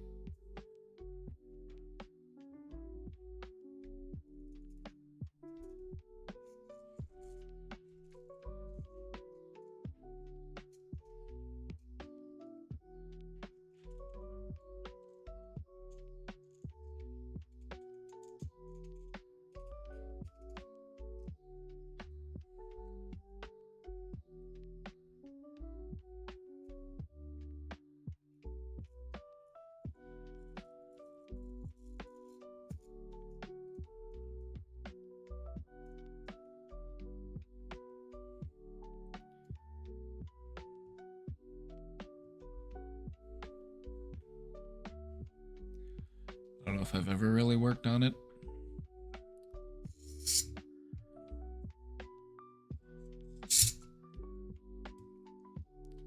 It's important to recognize the paradox involved in social anxiety. We don't engage with others because we are fearful of being judged or criticized or whatever it may be. But at the end of the day, we're the ones that are rejecting ourselves. We are the ones who are convincing ourselves that we are undeserving or unworthy of social interaction. Don't live your life trying to avoid that pain. It's just going to make that pain the focal point of your life. If you can push through that discomfort, reaching out, asking for help, talking to people,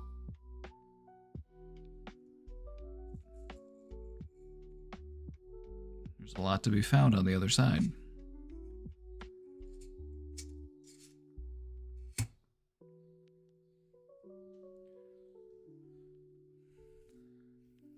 I'm afraid of being hurt.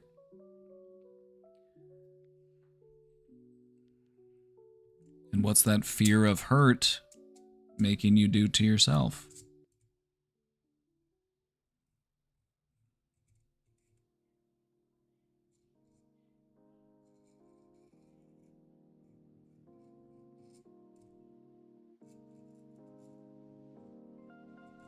You know, if we're afraid of being hurt, what's really going on is we're afraid of other people hurting us, but we're okay with hurting ourselves.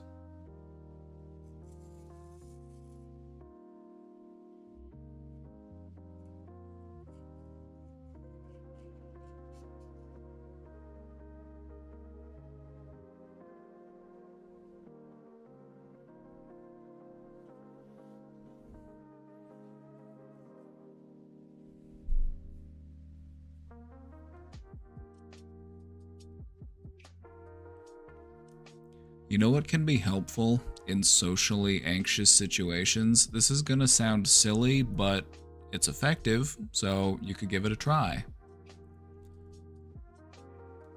If you don't identify as somebody who is socially apt or socially capable, just act like somebody that you think is. 'Cause here's the thing, nobody's perfect in social situations. Somebody might think that you're charming and suave, and another person might think that you're cringe. It's a mixed bag. So don't shoot for perfect, just shoot for polite. If you engage with people in a polite way, they will most likely respond in a polite way. If they don't, then that's not really anything that you did. That's more about what they're up to.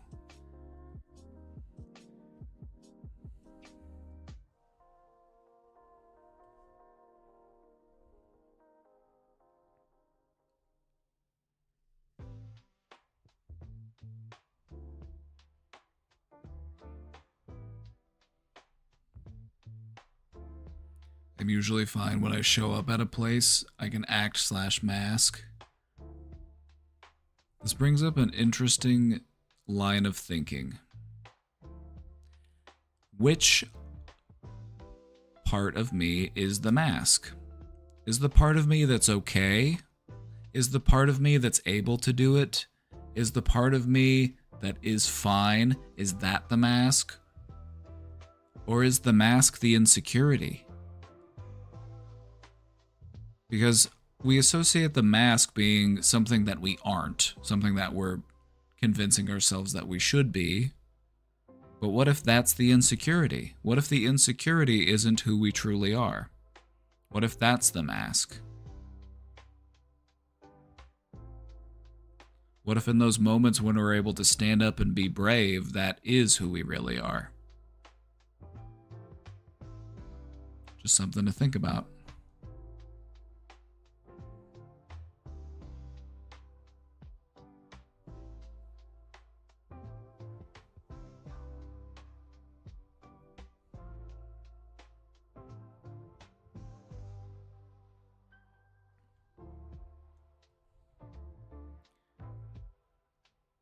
Sorry if that's where my focus is. Now, I know that we just had such a lovely conversation and we were so happy about you calling in, but I'm still not going to let you say sorry. That's... Oh, you could sneak one past me.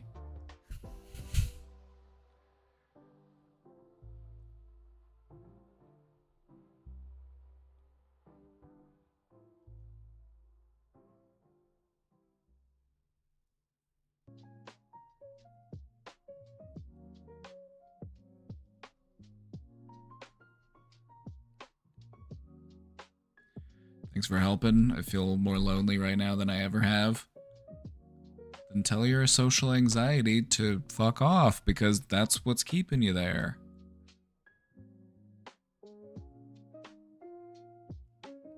You deserve meaningful connection. You deserve friends.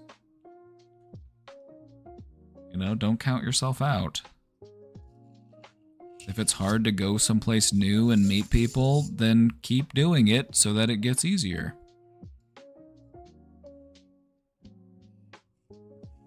You know, if a weight is heavy, how do you get better at lifting that weight? You just keep doing it.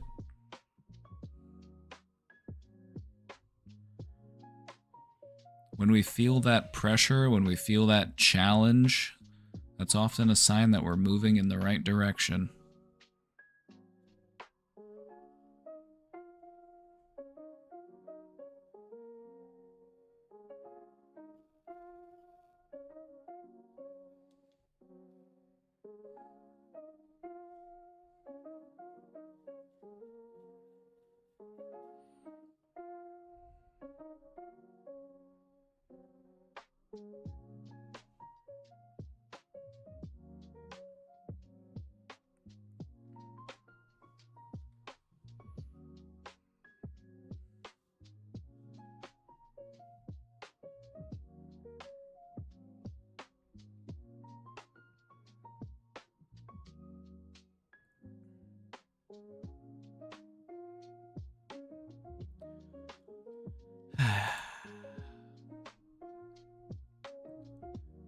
Well, chat, it's Friday. I smelled dinner. Dinner's ready. Casey made some pork chops, some potatoes. About to go get some food.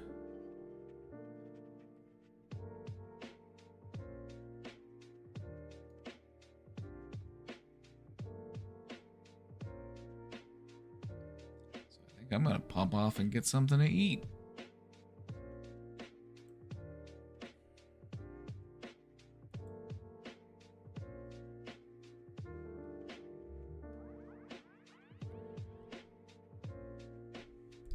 Hope you'll have a great day. I was a little off today. But it's fine. Have you ever had one of those days where, like, you worked through something and you just kind of feel mentally worn out from it? Not in a bad way, like in the same way you feel tired after a workout. You know, like you'll wake up feeling fine the next day. You know what I mean? It's like you're just kind of feeling a little heavy, a little sluggish. Not in a bad way, but in like a, whew, put in some work today. You know what I mean?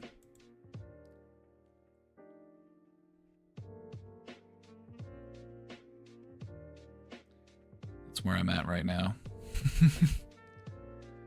That's where I'm at right now. I've been really enjoying the book that we've been doing for the book club. If you're interested, it's not too late to check it out.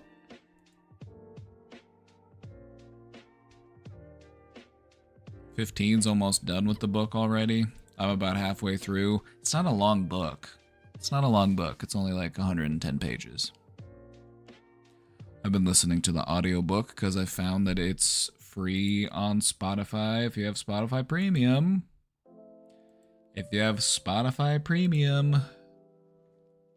The book's on there.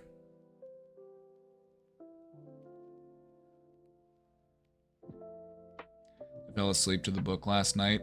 You know, I've found that it's a nice book to listen to, and sometimes I don't mind listening to the same part again because I feel like it helps it to soak in.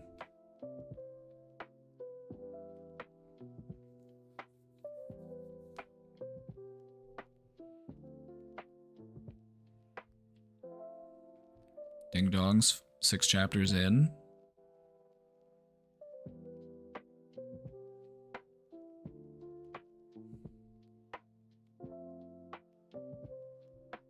I'll definitely be open to a book club when I finish my certificate program.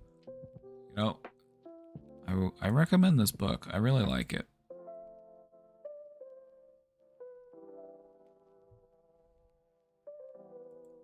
I've been really enjoying it.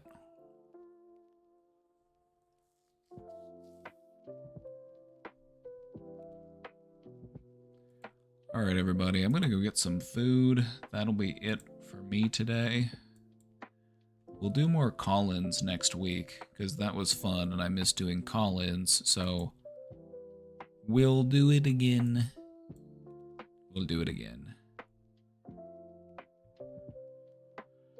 Alrighty, everybody, I'm gonna go get some food and try to just enjoy the rest of my day. You enjoy the rest of your day too. Have a great night, everybody. See you all next time. Thanks again. Oh, thank you again. Thank you for calling in. All right, everybody. See you all next time. Bye-bye.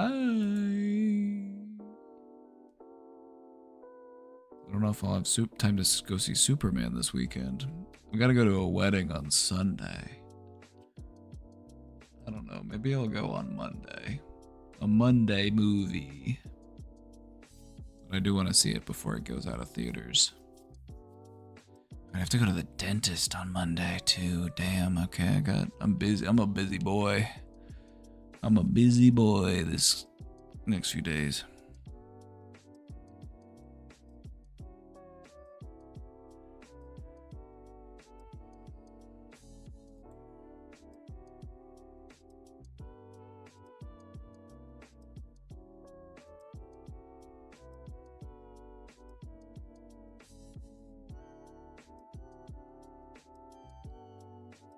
Do it, lady.